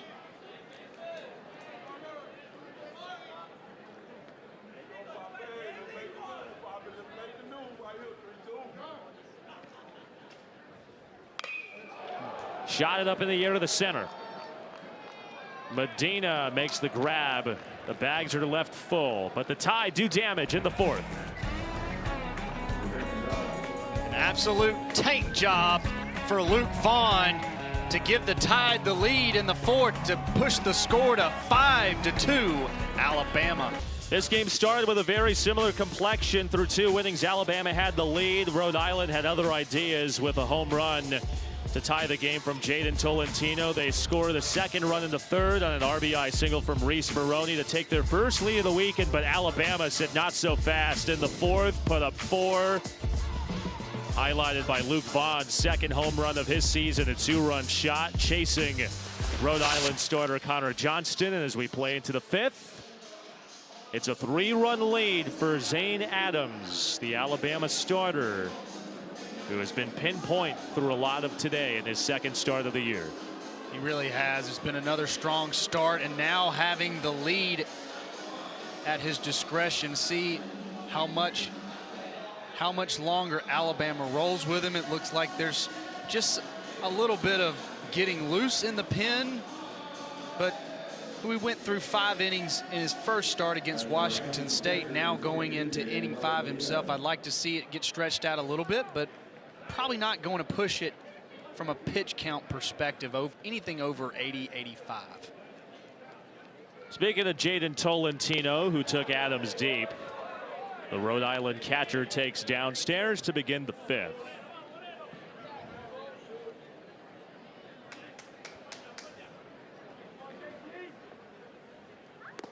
A ball and a strike.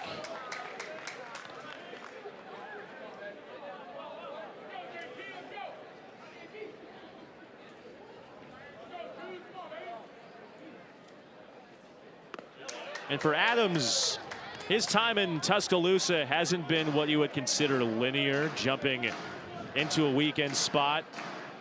Late in his freshman year, Hagan Banks developed an injury 2 years ago. Last year started the conference slate as the Friday night guy. This year there were some questions as to whether or not he would possibly test some of the waters outside Tuscaloosa. Comes back to the Tide, and so far he's been really good when you compare his first 2 starts to his first 2 last year. And the center field, easy play for Fowler, 1 away.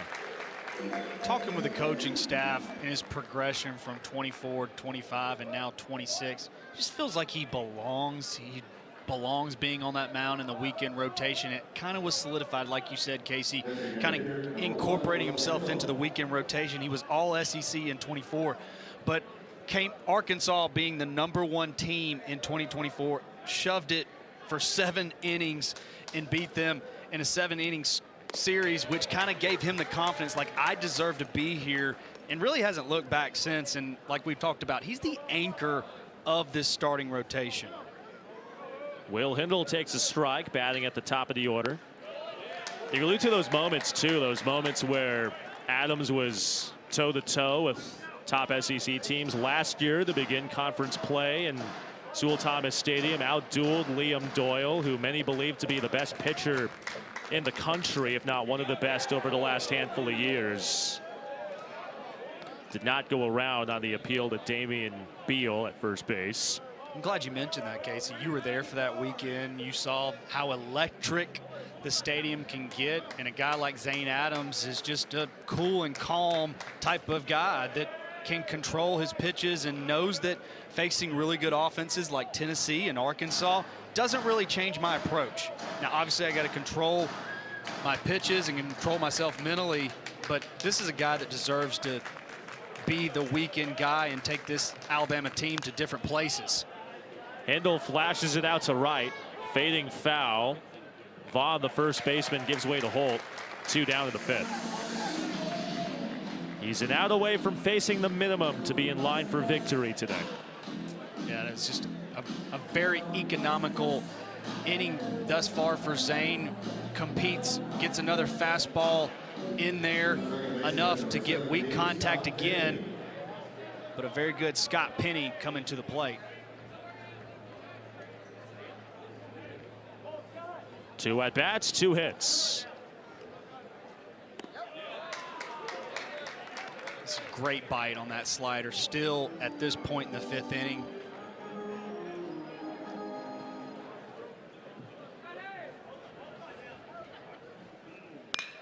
Ground ball to second. Holt over the first for the first time. Penny's held off the bases for the 2nd inning in a row. Adams has thrown a 3-up, 3-down frame. He's in line for victory. Can the Tide add on to their 3-run lead when we return? We're into the bottom of the 5th. The hot dog race ongoing in the right center field gap. It was close early on. Hot dog pulled away. Hopefully the Crimson Tide are unable to fully pull away if you're a Rhode Island fan tuning in. As we play into the bottom of the 5th here at Sewell Thomas Stadium. No ketchup on that hot dog, just mustard. Different looks. Speaking of different looks, you go from a sidearm lefty in Parker Akins to a more traditional, I should say, approach in the right-hander Manny Santos. Yes, it's a little bit more traditional, but a very electric stuff. Another high leverage arm for the Rams. Sophomore, made 17 appearances last year and it's going to be a plus slider that he's going to bring to the table.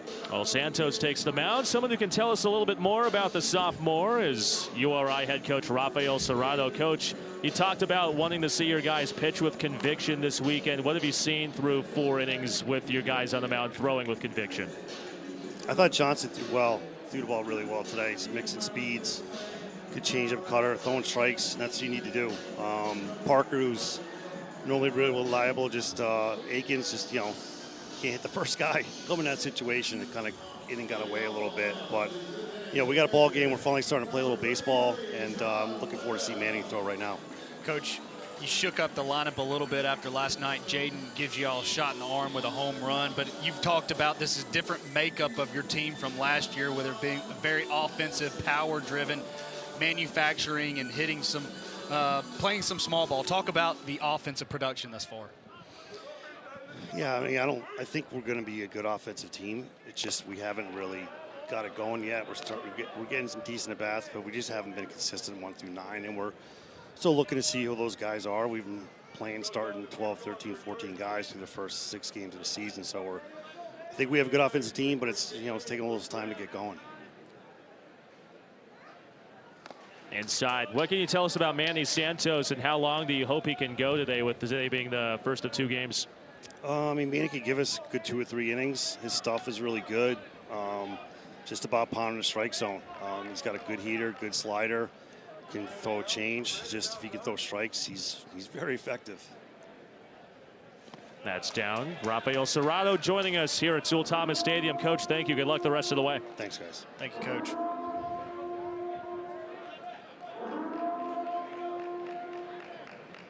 Two appearances for John Lem today. He's got a single and a hit by pitch to his name.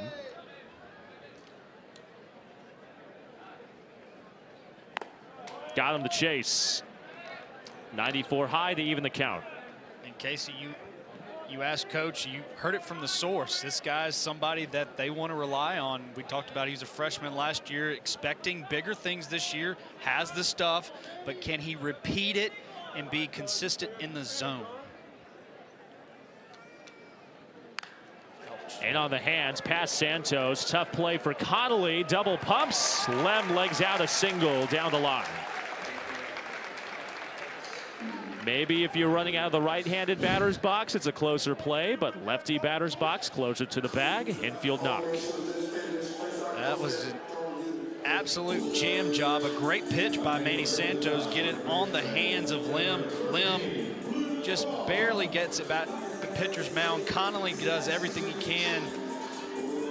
Just could not get the release out quick enough, and Alabama gets another leadoff hit.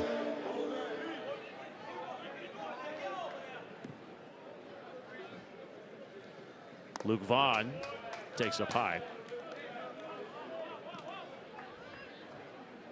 Looking at the top of the Alabama lineup compared to the middle third and bottom third, they've really done the job today in a different look comparatively to what the offense was yesterday. And sometimes you have to shake. We talked. Sometimes your bottom half of your order can pick up the rope. But Justin LeBron and Brady Neal have been somewhat a little bit quiet at this point. You see Luke Vaughn stepping in the plate, giving them a shot in the arm with a home run. Another leadoff guy on, just to continue to keep pressure on this Rams defense. Down 3 balls and no strikes to Vaughn, who homered his last time in the 4th to give the Tide the lead.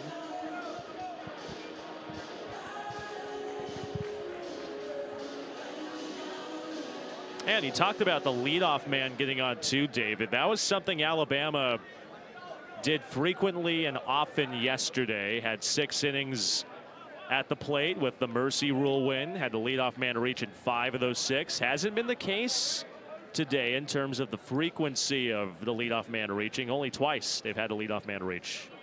Yeah, and that's just one of the ways we, just like I said, putting the pressure on, especially when you go to a new arm, when he's trying to get comfortable in this game. You get him sideways, has to change up the delivery, and you see it right there. Just the command has not been found just yet for Manny. And you got to believe for Coach Serrato, how much of a rope do you have because if you can't establish a strike zone early, you can't let this game get out of hand. Right now, still a very close 5-2 score.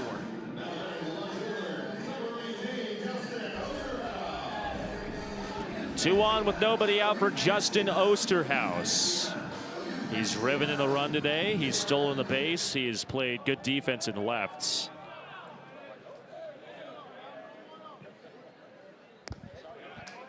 Over the outer black. Probably the best slider he's had landed. Backdoored Osterhaus. This is a very good fastball, lively fastball at 92, 93.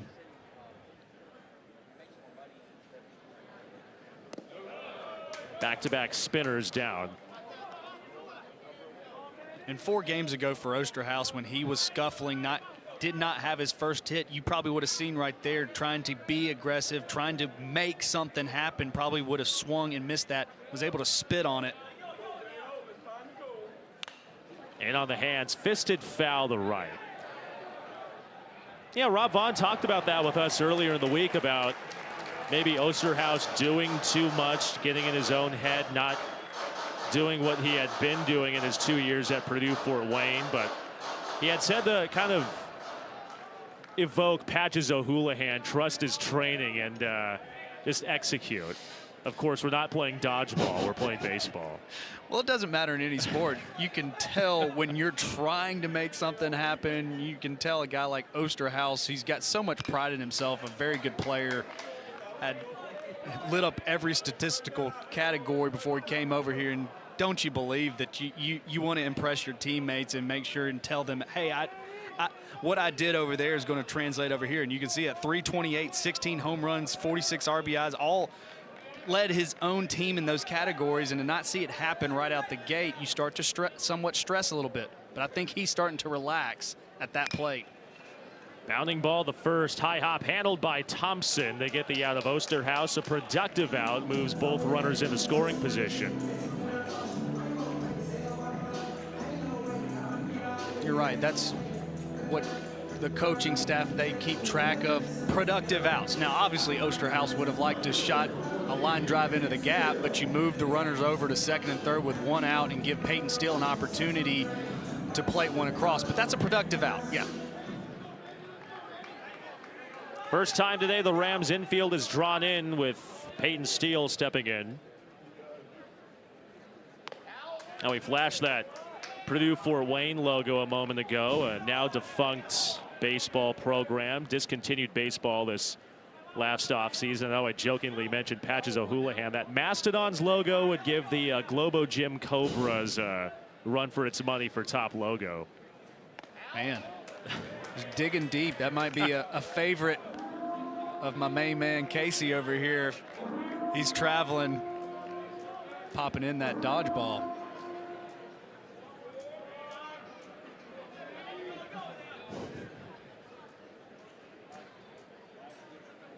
Tua from Santos.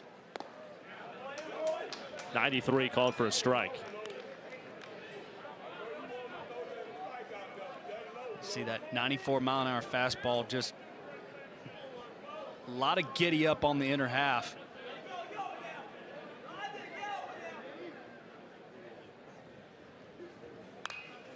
You might say that's a pitch that no average Joe could hit.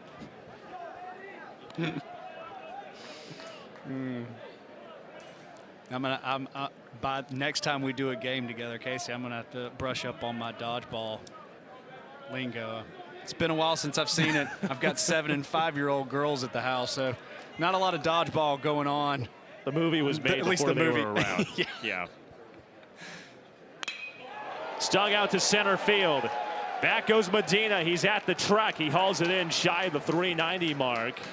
Lem tags and scores. Vaughn moves to third. It's a sac fly to get the job done. Alabama's lead swells to 4. Just good baseball all around. Manny Santos with a 95-mile-an-hour fastball. Peyton Steele, quick enough hands, even with 2 strikes, to get the ball to the outfield to plate another one. But I think if you're Manny Santos, it's, again, showing that you can compete. Starting to see the type of stuff that this Rhode Island bullpen has is some really good arms. It's when Manny Santos, like Coach said, when he can land his stuff and control it, he's an SEC type of arm. And Rafael Serrano did talk about how this year's team has more velocity than last year's team did. They've got some guys who've got elite stuff that plays in mid-major programs and conferences. Brennan Holt takes 2-0. A lot of respect from Coach Rob Vaughn about this Rhode Island team. 20, like we said, 25 won their conference tournament, went to the Baton Rouge Regional. They're also preseason picked to win the A10 again. Sprayed foul.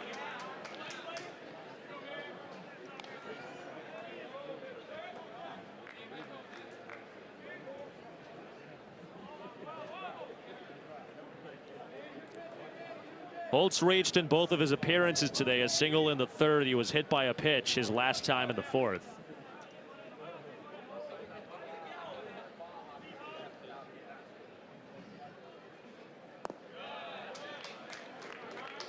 That's a hard pitch to lay off. As the slider started at the belt, landed where Santos wanted it, Holt wouldn't bite.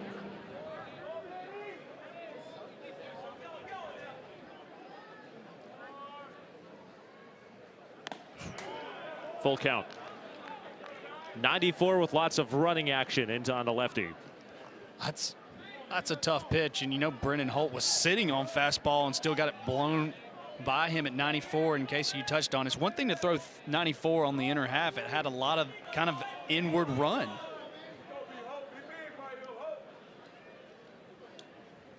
Got him swinging. 93 guns it by him to retire the side in the fifth. A lot of offensive display, but some defensive web gems from an Alabama fan going with the hat. Alabama. 9 strikeouts in his first start of the year last week against Washington State. He's been pretty hot and on point today against Rhode Island. He really has. Outside of one inning, giving up 2 runs with a home run, it's been pretty much effective, consistent, healthy dose of fastballs, sliders, and changeups that he's commanded, and you can see it right there. Casey touched on a strong start against Washington State with 9 Ks. He's through 5, going another inning. See how long his duration is in this game. And he contends with the heart of the Rhode Island order to begin the 6th, starting with Reese Maroney, who reached in the fielder's choice and a hit today. The A10 all-conference shortstop from a year ago.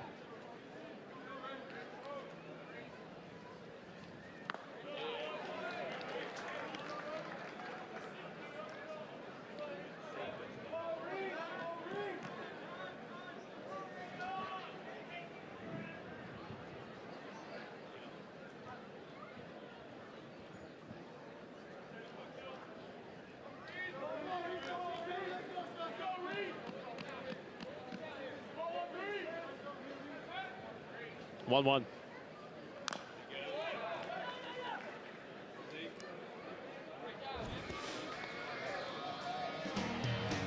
We talked about Rhode Island not having the best offensive numbers from yesterday. Reese Maroney was the exception. 2 for 3 with a double, a home run, 3 runs driven in, sparking the Rams in what was a less than ideal showing at the plate. It was, and but for him personally, just to get some hits, got on the board with his first home run for the 26 campaign. Shot the other way to right center. Fowler is there to make the grab.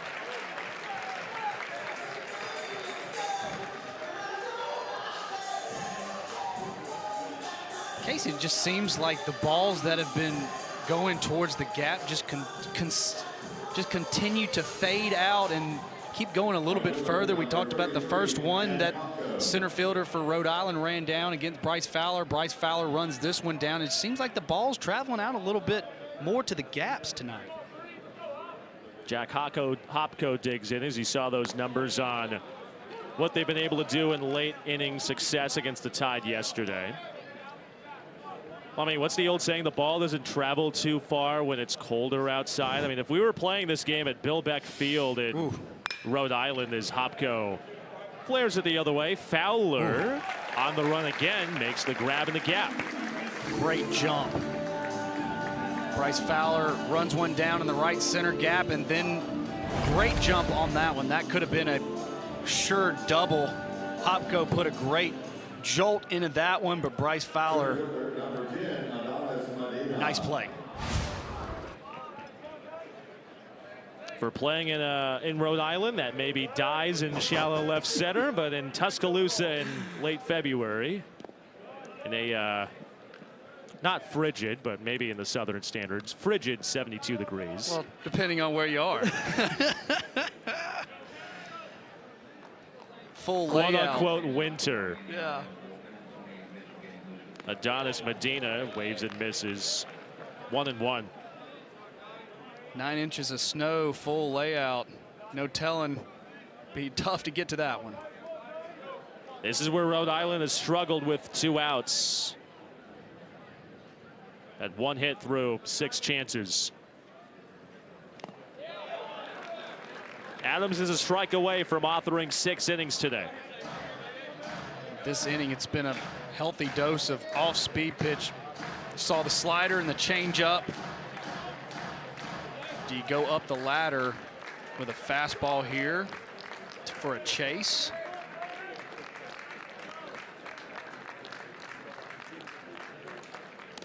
He went up. Medina laid off.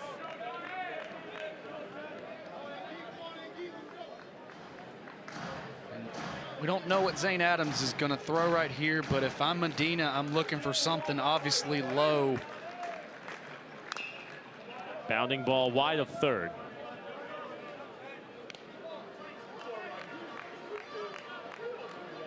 And sometimes, I know we talk about it, if you listen, we talk a lot about what type of anticipation that you're looking for in an at-bat. Sometimes it's not guessing, but a guy like Zane Adams, an SEC weekend pitcher, you can't try to adjust to anything. And on the hands, fisted wide of first. At least if you're going to try to hit something with some authority, Zane Adams, you have to command one part or up and down of the plate. It's really tough sledding against a Zane Adams already, but he makes it a very uncomfortable at bat for anybody.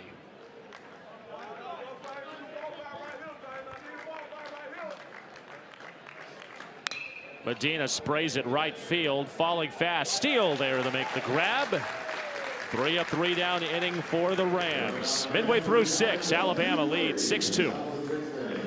Central will have a 3.5-hour best of. This week features the SEC men's and women's swimming and diving championships, also streaming live on the ESPN app.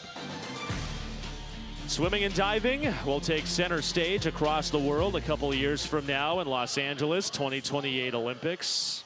Winter Olympics conclude tomorrow. You've been watching a lot of the Olympics, David? I watched a little bit of the slalom, a little bit of that, but I can't say that I've caught too much of it. Bryce Fowler takes high. First pitch for Manny Santos in his 2nd inning of work. Did watch a little bit of bobsled just from the Disney movie bobsled, the Jamaican bobsled team. Cool runnings.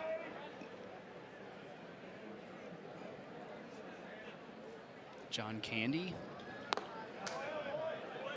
Proud Canadian John Candy may have highly anticipated tomorrow's gold medal hockey game if he was still around.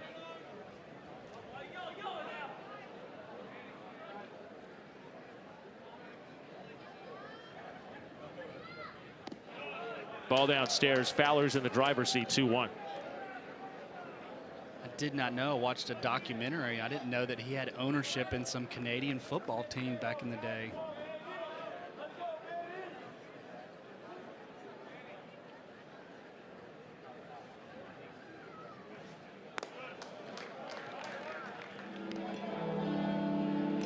This is where Alabama has been looking for some more offense at the top of its order.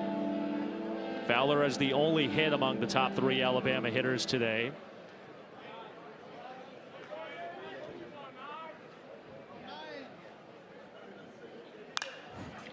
skied in the air, shallow left center. Henschel calls everybody off. Fowler sat down to begin the 6th. Manny Santos got himself behind in the count, 3-1. Bailed himself out with a strong 94-mile-an-hour fastball in on the hands of Bryce Fowler. Well, here's Justin LeBron stepping in. Game 1 yesterday was nearly untouchable. 5 runs driven in, a pair of home runs. Today, maybe a little bit more of a human look. Has gotten on base with a walk.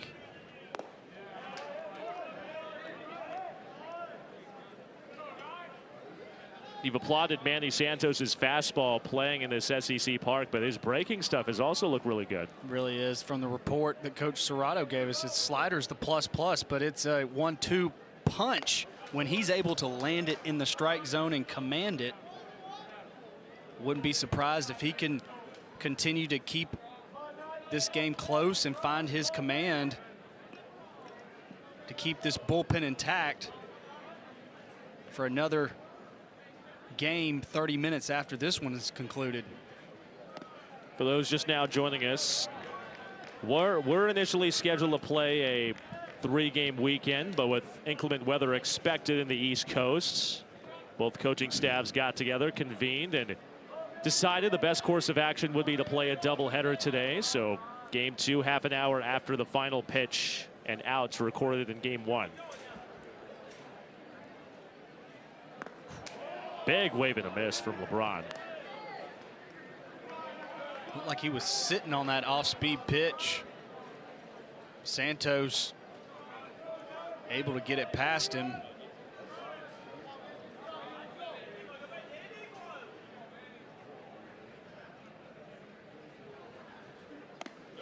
Full count.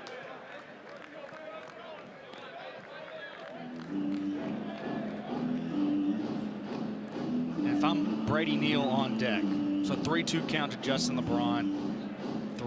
What is Manny Santos? What does he feel most confident with a put-away pitch? He goes with the heater. LeBron goes in the right. The second baseman Penny backtracks. 2 gone. This Rhode Island Rams, the stat we saw, Justin LeBron now 0 for 4. It kept him quiet today to keep this game intact. Still 6-2.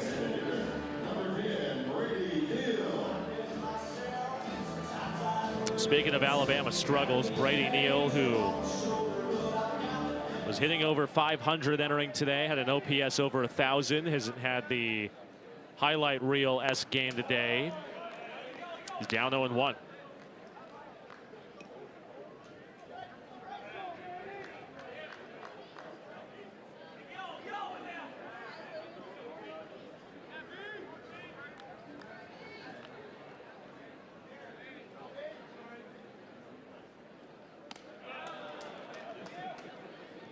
In the DH spot today was the Bama catcher yesterday in game 1.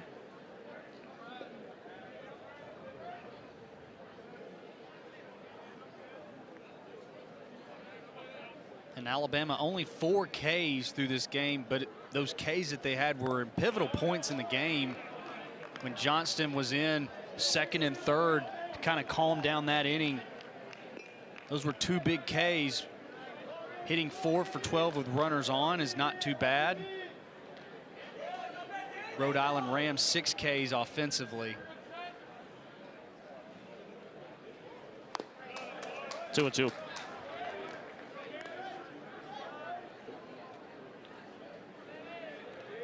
Now, interesting to see what Alabama goes to in the bottom half. Zane Adams get a little longer leash, or if they'll go to the bullpen.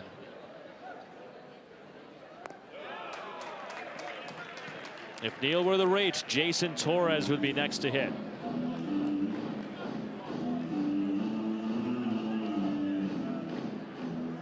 All right, now 3-2 again. We saw him go to Justin LeBron with a fastball. Does he do the same here? He does, and he misses. Kneels aboard for the first time this afternoon.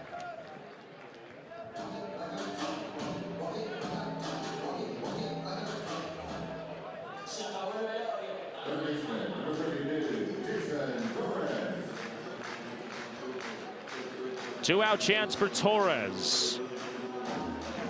Did not reach in his first 3 appearances. Had a big swing yesterday, drove in 4 runs. Speaking of raging, nice attendance off of Friday nights. Attendance Friday, there you see the shot right there. Still some time with another 9 innings upon us to enjoy a cool 70-degree day. If it's 70 degrees, no basketball, football's in the rearview mirror. Yeah, what else are you going to do on a Saturday? Nice outside. Bring your dog.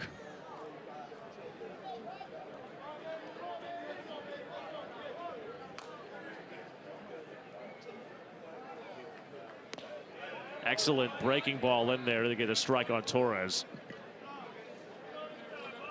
Sometimes you've got to spit on it. Jason Torres sitting dead red fastball. Santos knew it, landed a good slider. Does he back it up again?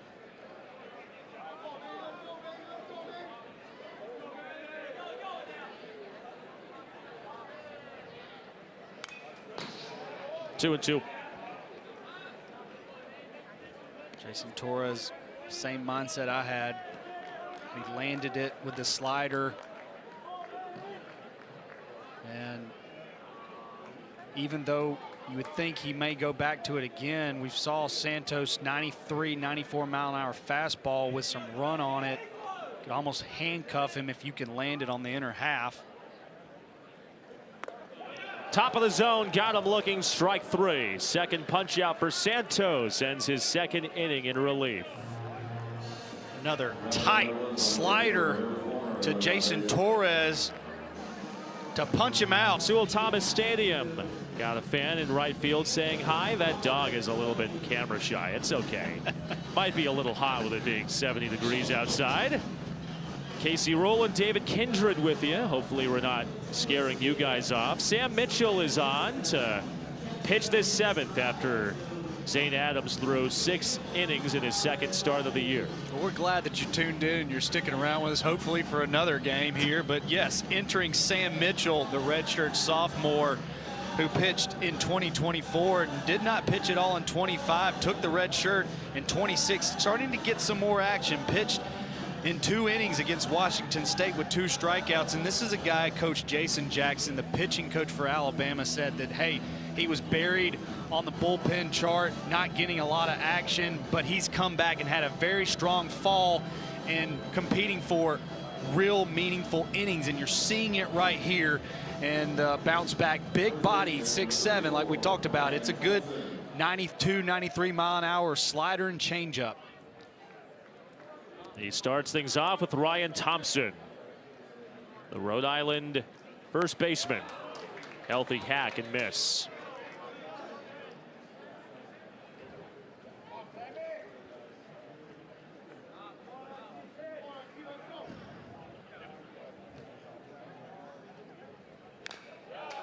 No balls, 2 strikes.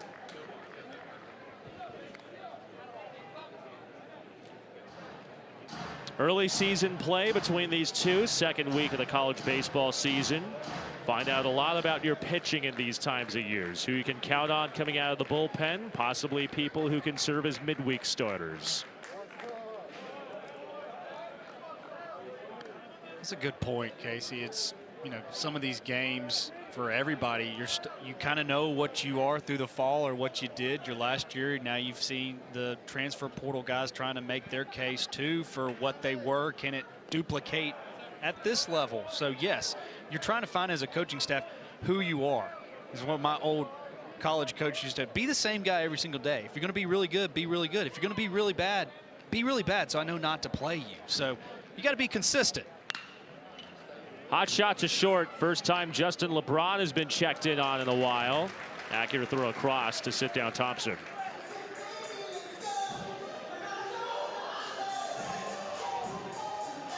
defense work right there.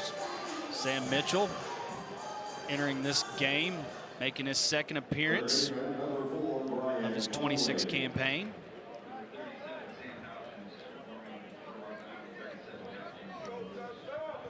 Bases clean with Brian Connolly stepping in. Former Wake Forest Demon Deacon takes a strike. 1 for 2 day. Former second-ranked prospect coming out of Maine's Winchendon School a few years back. Had committed to Wake Forest after watching the Demon Deacons in that 2023 College World Series. Ultimately falls short to LSU. That all-time game, that all-time pitching matchup. Rhett Lauder, Paul Skeens. Hot shot past third base and by Torres. Second hit today for Connolly. Alabama very aware of that team. They faced them in the Super Regionals that year. Felt like they didn't get the fair shakeout, having to go to the #1 seeded Wake Forest at that time. And it was a loaded Wake Forest team, and they were able to get past Alabama.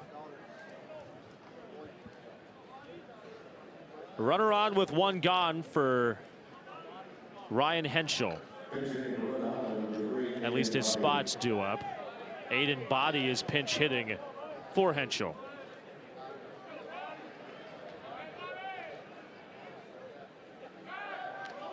Wide throw, almost got Vaughn off the bag.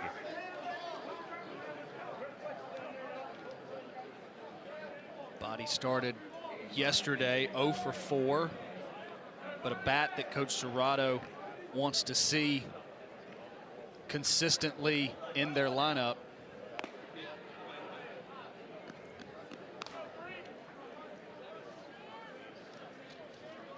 Another East Coast kid from Wallingford, Vermont. About an hour away from Burlington, where the University of Vermont is. That's an errant throw that gets Vaughn way off the bag. Connolly scampers in the second. First error of the day, and that's tagged to Mitchell.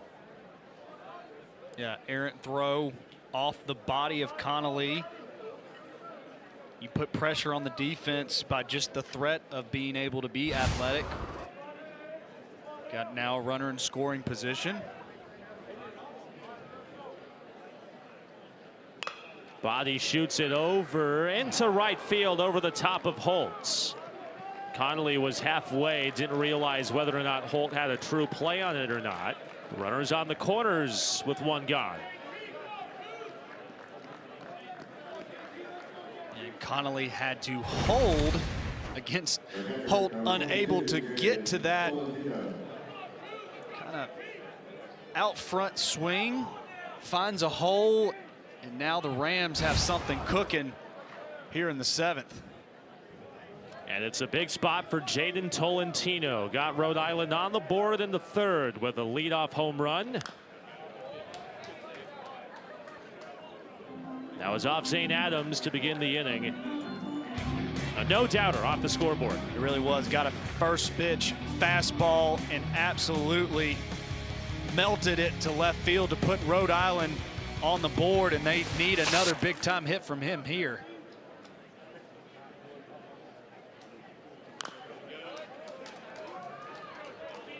Two strikes on the Rhode Island catcher.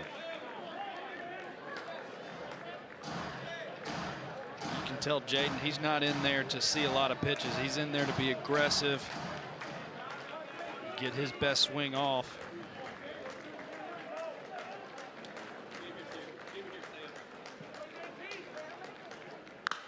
Drilled left field, down the line, hooking toward the pole. That ball is fair, and it's gone.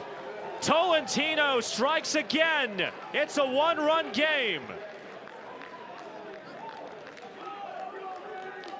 That ball was absolutely cooked by Jaden. Second long ball of today to push the score 6-5. Alabama. Like a hanging slider, just a cement mixer. Jaden knew it right when he hit it.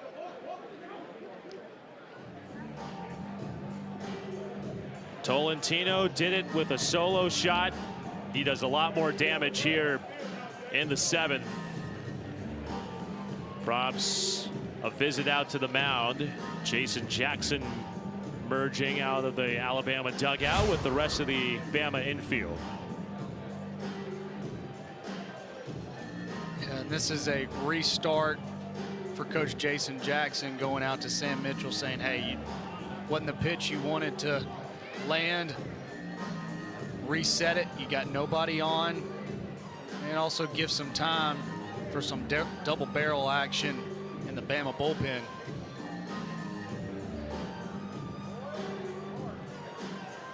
But how about the competitiveness that Coach Serrato wanted to see offensively? It started with Johnston on the mound, and Jaden absolutely delivering for this Rams club. There's a strike to Will Hindle. Hitless today, had an RBI yesterday in the opener. 0-2. Better slider for Mitchell. Starting in the strike zone, working its way out.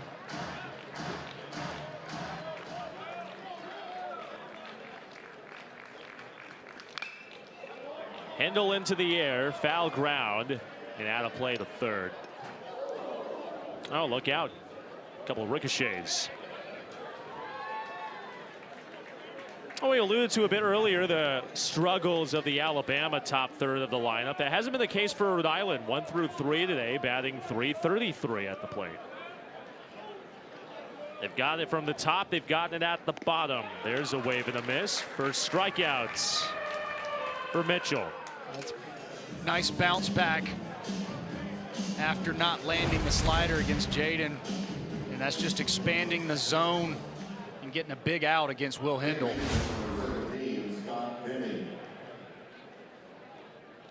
Looks like Coach Jason Jackson making another visit to the mound.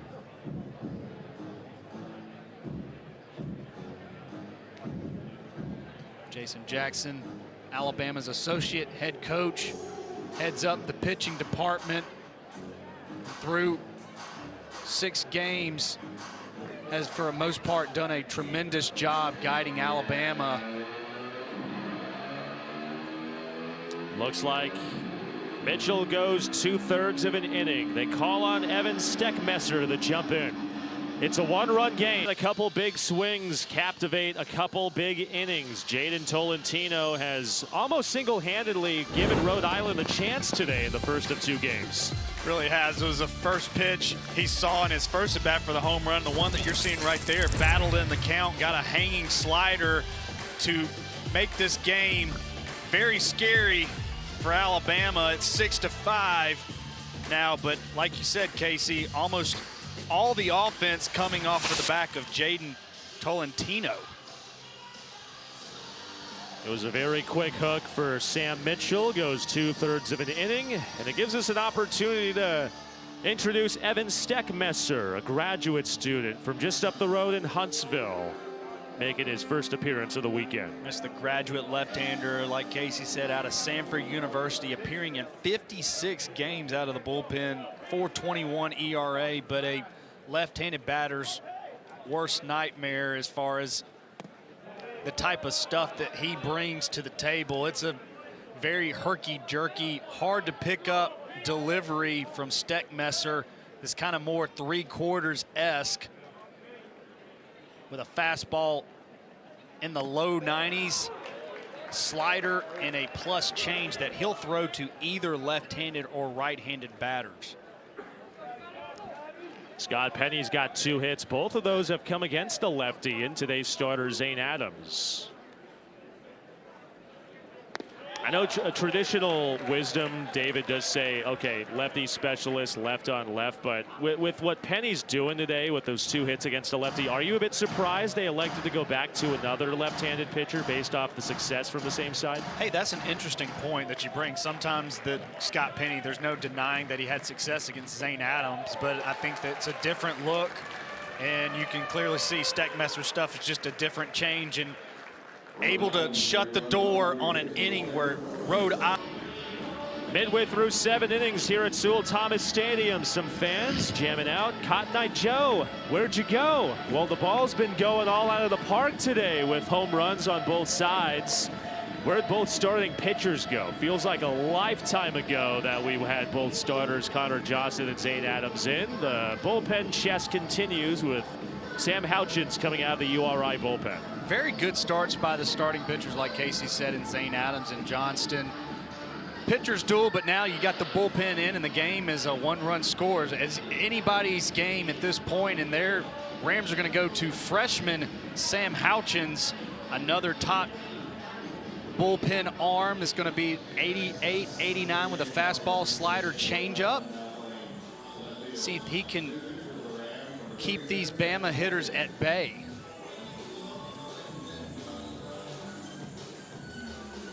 John Lem, first one to meet him as we look at the numbers for both starters today. Connor Johnston, if this score were to hold right now, he would be in line for a loss. Zane Adams still in line for victory today, but Rhode Island threatening the possible decision. Bit of a defensive change for you in the last inning.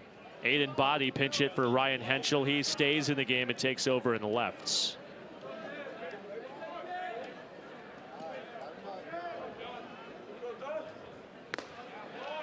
Inner third, called a strike to Lem. Like Casey alluded to, Johnson starts 3 1/3. Didn't go as long, but it was kind of more important about the time that he went in. Kind of really, this Rams team was trying to figure out where they were, absolutely getting blasted on Friday, and he comes in and puts together a really strong performance in his time and handing it off to the bullpen. Alabama's stymied, found a way to keep this game to 6 runs. Lem socks it out to center field. Medina's back at the track, at the wall. It's off the batter's eye. Lem doubles the Bama lead. Lem deletes that pitch to deep center for a solo job to make the score 7-5 Alabama. Just such a sweet swing, stays back on that backside. Fastball, center cut. Lem knows exactly what to do with it. Casey, we talked about the wind just steadily blowing out to center field, got one up in the air, and that was all she wrote. There's a strike to Vaughn. Speaking of home runs, that was the second home run for Alabama today. Vaughn owned the first when he hit a 2-run shot back in the 4th inning.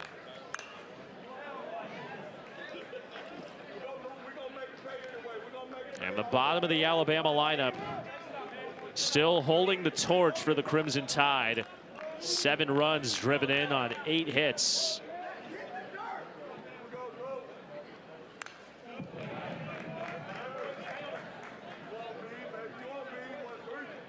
There were times last year where Alabama's bottom of the order really carried the torch. Richie Bonamalo serving as that second leadoff hitter in the 9 spot.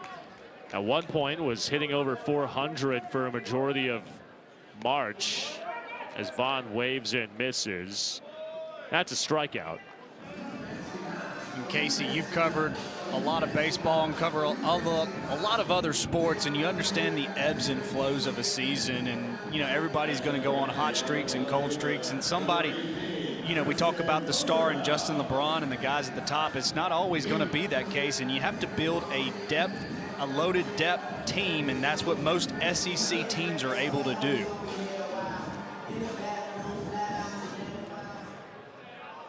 Base is clear for Justin Osterhaus. Got a hit, stolen base, and an RBI today.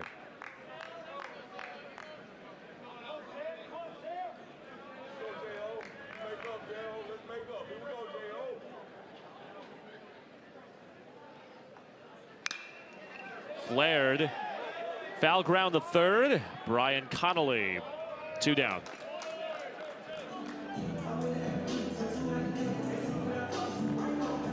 Houchin's able to bounce back after giving up that solo home run. We talked about solo home runs aren't going to beat you. It's a 2-run score. But Osterhaus batting in the 7th hole, I think Alabama would like for him to be more in that 1 through 3 zone, but I promise you there's nothing, it's okay. I personally didn't mind it in 6th or 7th or 8th. You typically got more fastballs. The attention was not on you as much. Steele, 1 room service hop, easy play for Maroney to retire the side. But Alabama does get a run back on a big swing from Lem. And Lim goes big fly for Alabama in the bottom half of the 7th to push the runs 7-5 Alabama.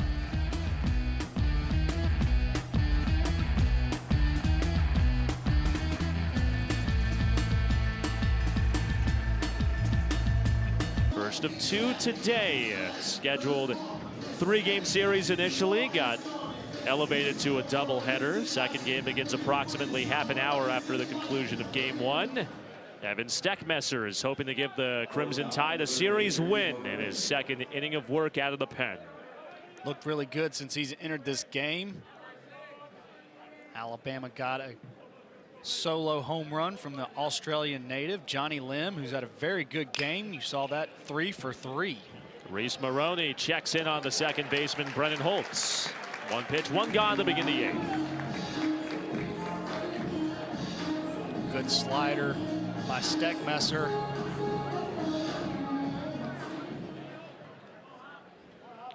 Right fielder, number 33, Jack Hopko.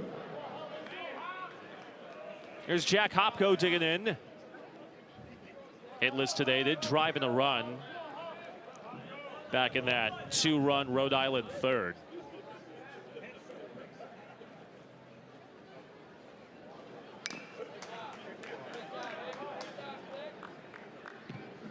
You like the game plan for Rhode Island so far? First real inning to see a guy out of the pen swinging away at the first pitch of each at-bat? I like it from a standpoint of Jack Hopko, the most experienced offensive threat. I don't want to limit him. Again, you got a 7-5 score. It's close. I mean, even if you can find a way for him to get on or run a ball out of the yard, you make it a 1-run game. So I'm fine with the aggressiveness from Hopko.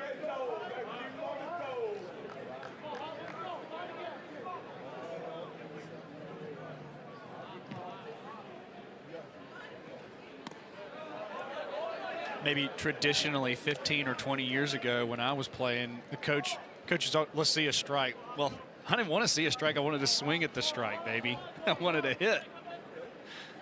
I may be a little biased in that one. All right. Heavy wave and a miss to even the count.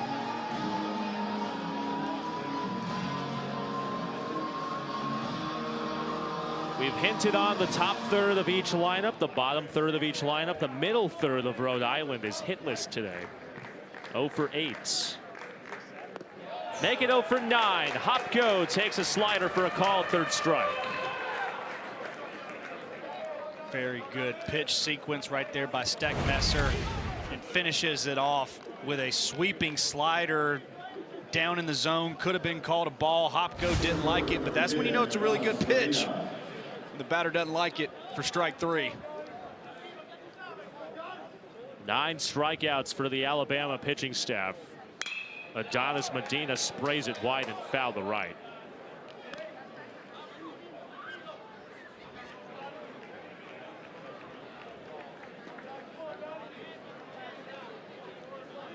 Good bounce back inning for the Alabama pen after giving up 3 in the 7th.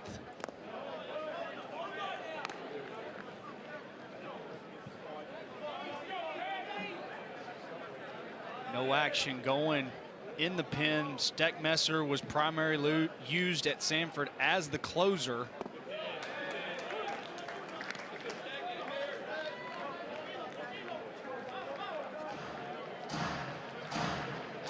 He's a strike away from authoring a 3-up, 3-down 8th.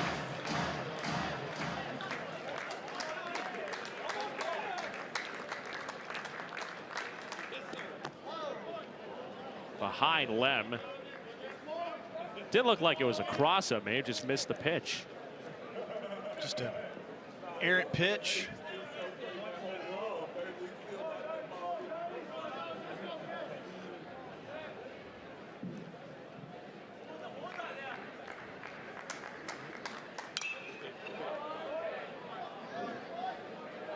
clearly has command of the slider. That's his go-to pitch. Spoiled. Medina was able to spoil that. You go up the ladder here with a fastball. Go back with the slow stuff. Chopper to the short. LeBron shows off that defensive prowess to gun down Medina to end the 8th. Alabama's 3 defensive outs away from taking the series. They're looking for some run support at the bottom of the 8th.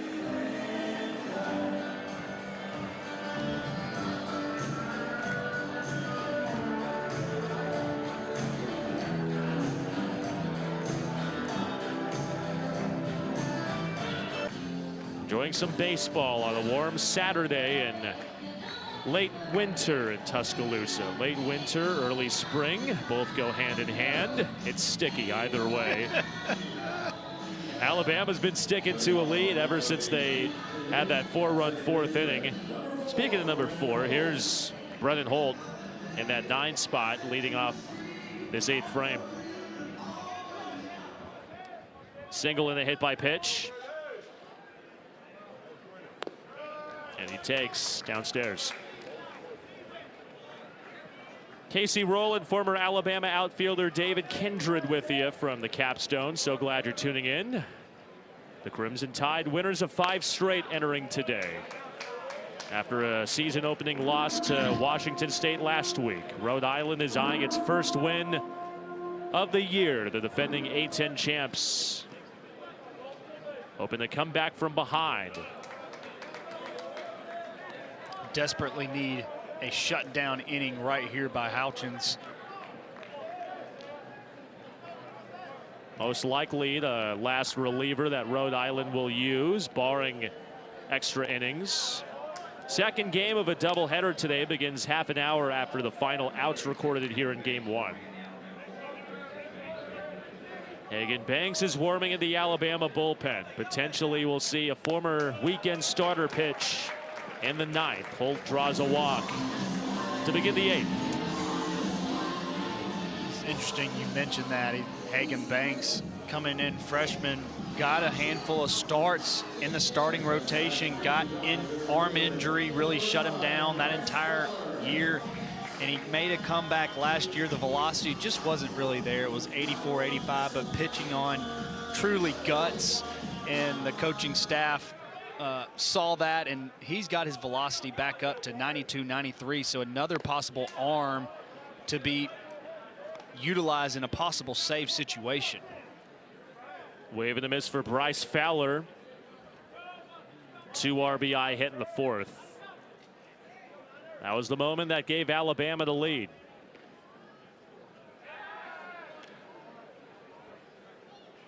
Yeah, and this is prime opportunity with a 2-run score. See if you can put more pressure, steal a bag. Brennan Holt, Bryce Fowler. Good combo of athleticism. Holt probably looking to run if he gets a good jump or opportunity.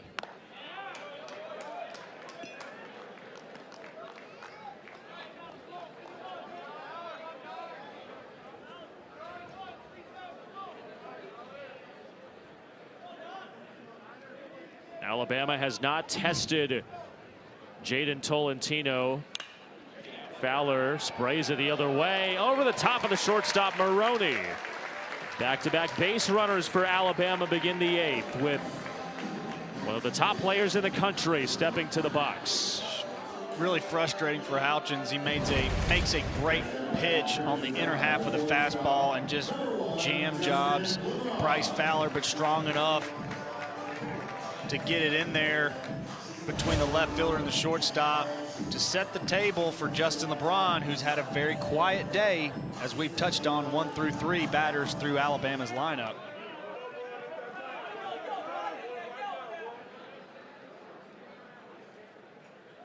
LeBron shoots it to third. Possible double play chance. The turn from Penny pulls Thompson off the bag. It goes 5-4 on the fielder's choice. Runners on the corners with 1 gone. Hard hit ball. Connolly gobbles it up. Nice play, nice relay, but can't quite finish on the double play. Throws a little bit high.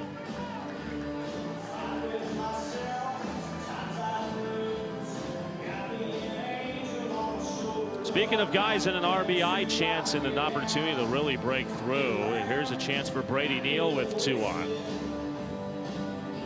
Another quiet day for Brady Neal after erupting for a big day yesterday with a home run. Looks like the pitching coach for Rhode Island, David Fisher, is going to go out there and have a conversation.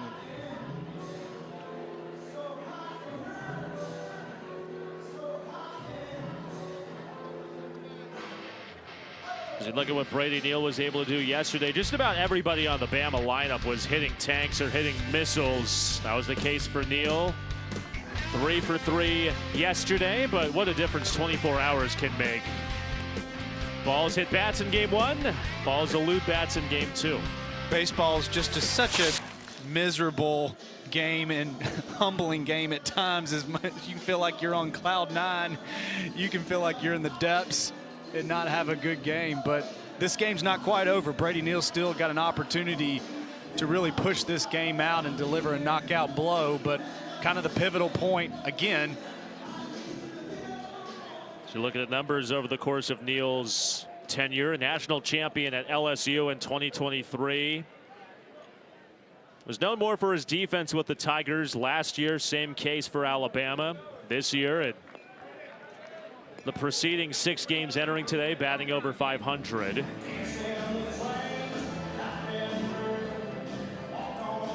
Alabama's always known Brady Neal's bat would play, but he's constantly improved his defensive catching prowess. It's getting better each and every day. It's top tier SEC now, and he also has told coaching staff said he's going to play a little bit of infield and outfield where needed. Justin LeBron does lead the SEC in stolen bases. You would have to wonder, if you're Rafael Serrano in the Rhode Island dugout, does Alabama elect to try to steal second to force a throw to second base to potentially give a chance for the run to score from third base?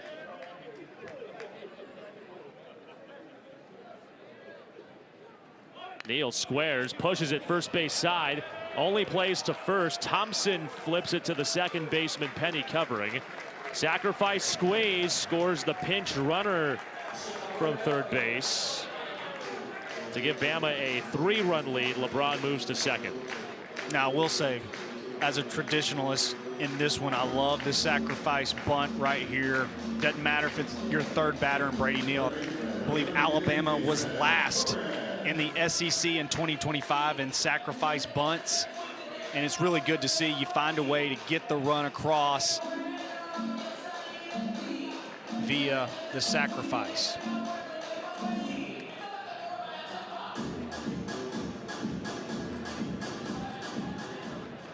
The umpiring crew converges. Rob Vaughn wants them to discuss something there. At initial glance, it looked like it was just a successful sacrifice squeeze where LeBron moved up, runner scored.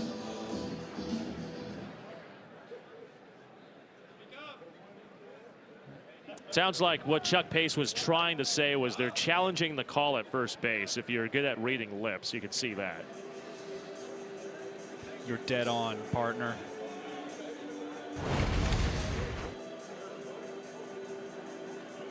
Well, I think at this point in the game, Coach Rob Vaughn looks at it as, you know, you have so many challenges in the game, you can't take them with you.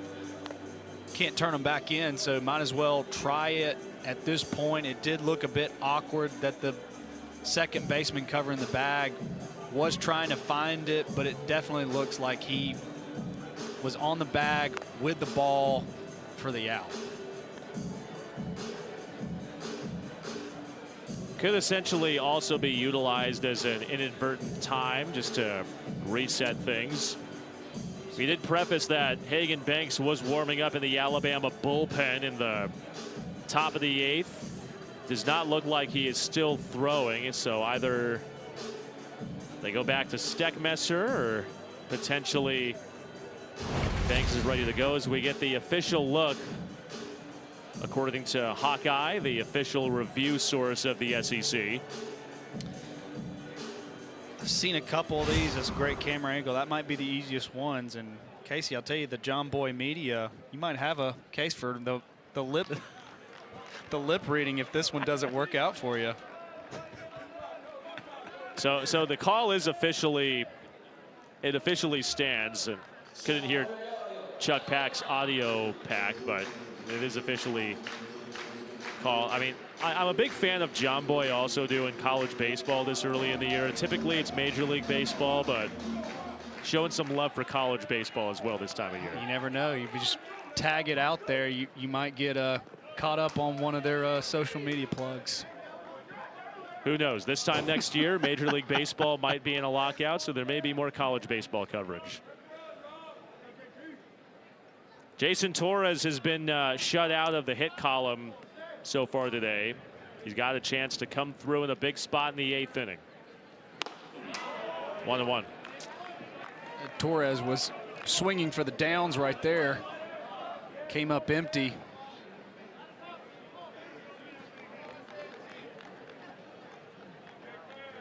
When he's letting that ball travel and splitting that right field gap is really when he's locked in.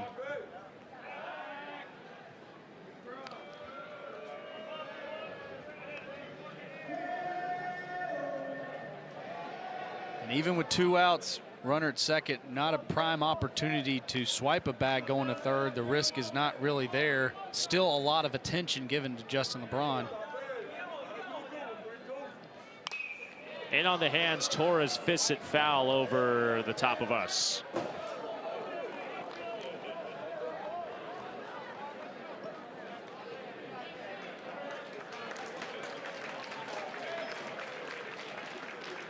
Mid-third of the Rhode Island rotation is due come the top of the 9th.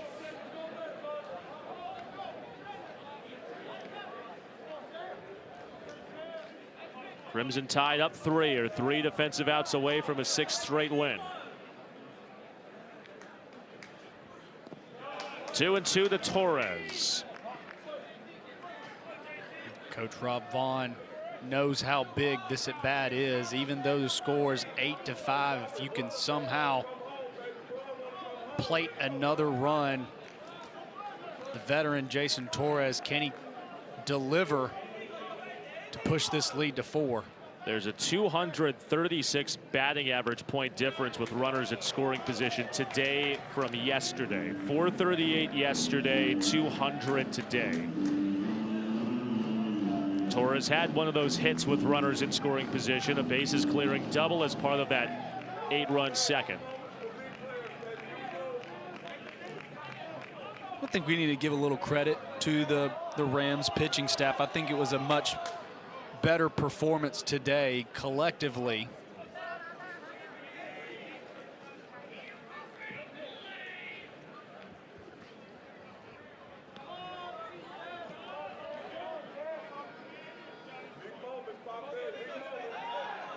Another throw back to second. Rafael Serrano did also say as long as his team doesn't allow a lot of walks, doesn't give up free passes and throws in the strike zone, and he trusts their ability to get outs. They've done that today. They really have, and it's been a lot of offensive production, not two of the home run variety. Torres waves and misses. Throw to first completes the strikeout to end the 8th. Alabama does get a run back on the board to lead by 3.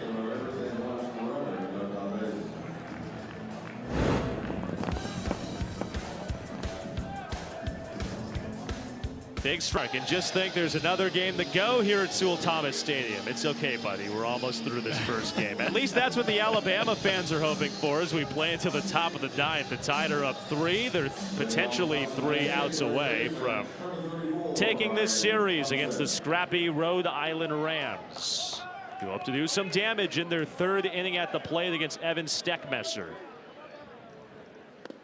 Ball 1 down to Ryan Thompson. JoJo Williamson, number 29, enters defensive replacement at second base. 1-1.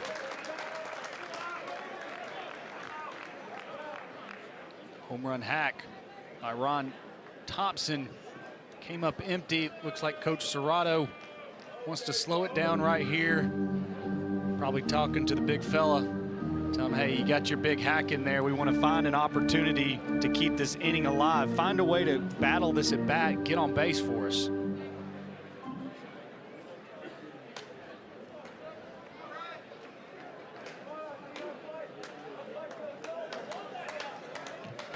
Over 3 night for Thompson. Was hitless yesterday. 1-2.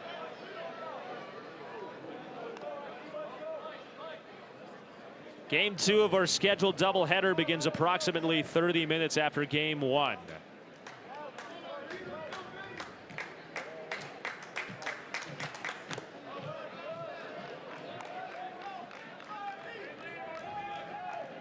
Rhode Island's been heavily carried by the home run ball today. 2 shots for Jaden Tolentino, 1 solo shot, the second being a 3-run homer.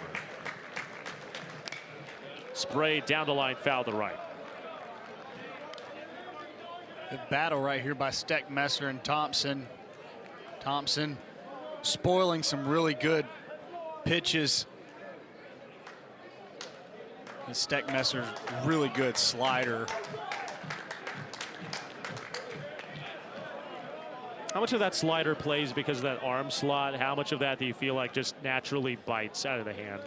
You can see sometimes where it kind of is like a slurve, where he comes up a little more 3/4 action, and then sometimes it's more sidearm, where it's more of a sweeping action. So he kind of can throw it 2 different ways at times.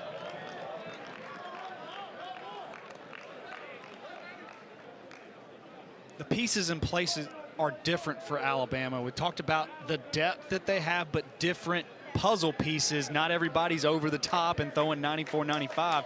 A lot of different angles and arm slots out of the bullpen. Count runs full. Hagan Banks had been warming up in the Alabama bullpen in the 8th. He's tossing into left center field pen.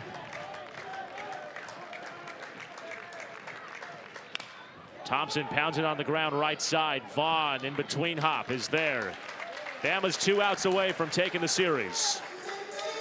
The big first out, and there's a lot of different bullpen arms, and the biggest arm to replace is the former closer in 2025 for Alabama, Carson Osmer, who set a lot of different save opportunities at Alabama, was in for the Stopper of the Year award. Obviously not here anymore, and a lot of guys on display trying to show they can be that closer. Soft ground ball. Here's Williamson's first defensive chance. Bama's it out of the way. David, you did mention that too. I mean, there are some similarities when you look at Steckmesser and Osmer's game. I mean, obviously lefty, righty, but not over the top arm angles, more from that sidearm profile. Yeah, it was Carson Osmer, full submarine slot. It was just so hard to pick up either side, and he just had filthy stuff throwing 94, 95 from that angle. Just really tough to hit.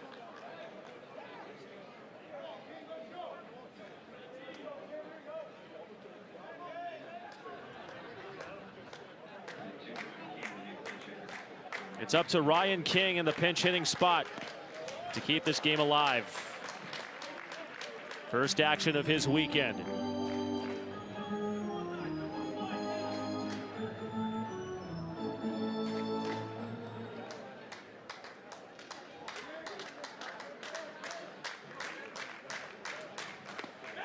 Alabama's a strike away from taking game 2.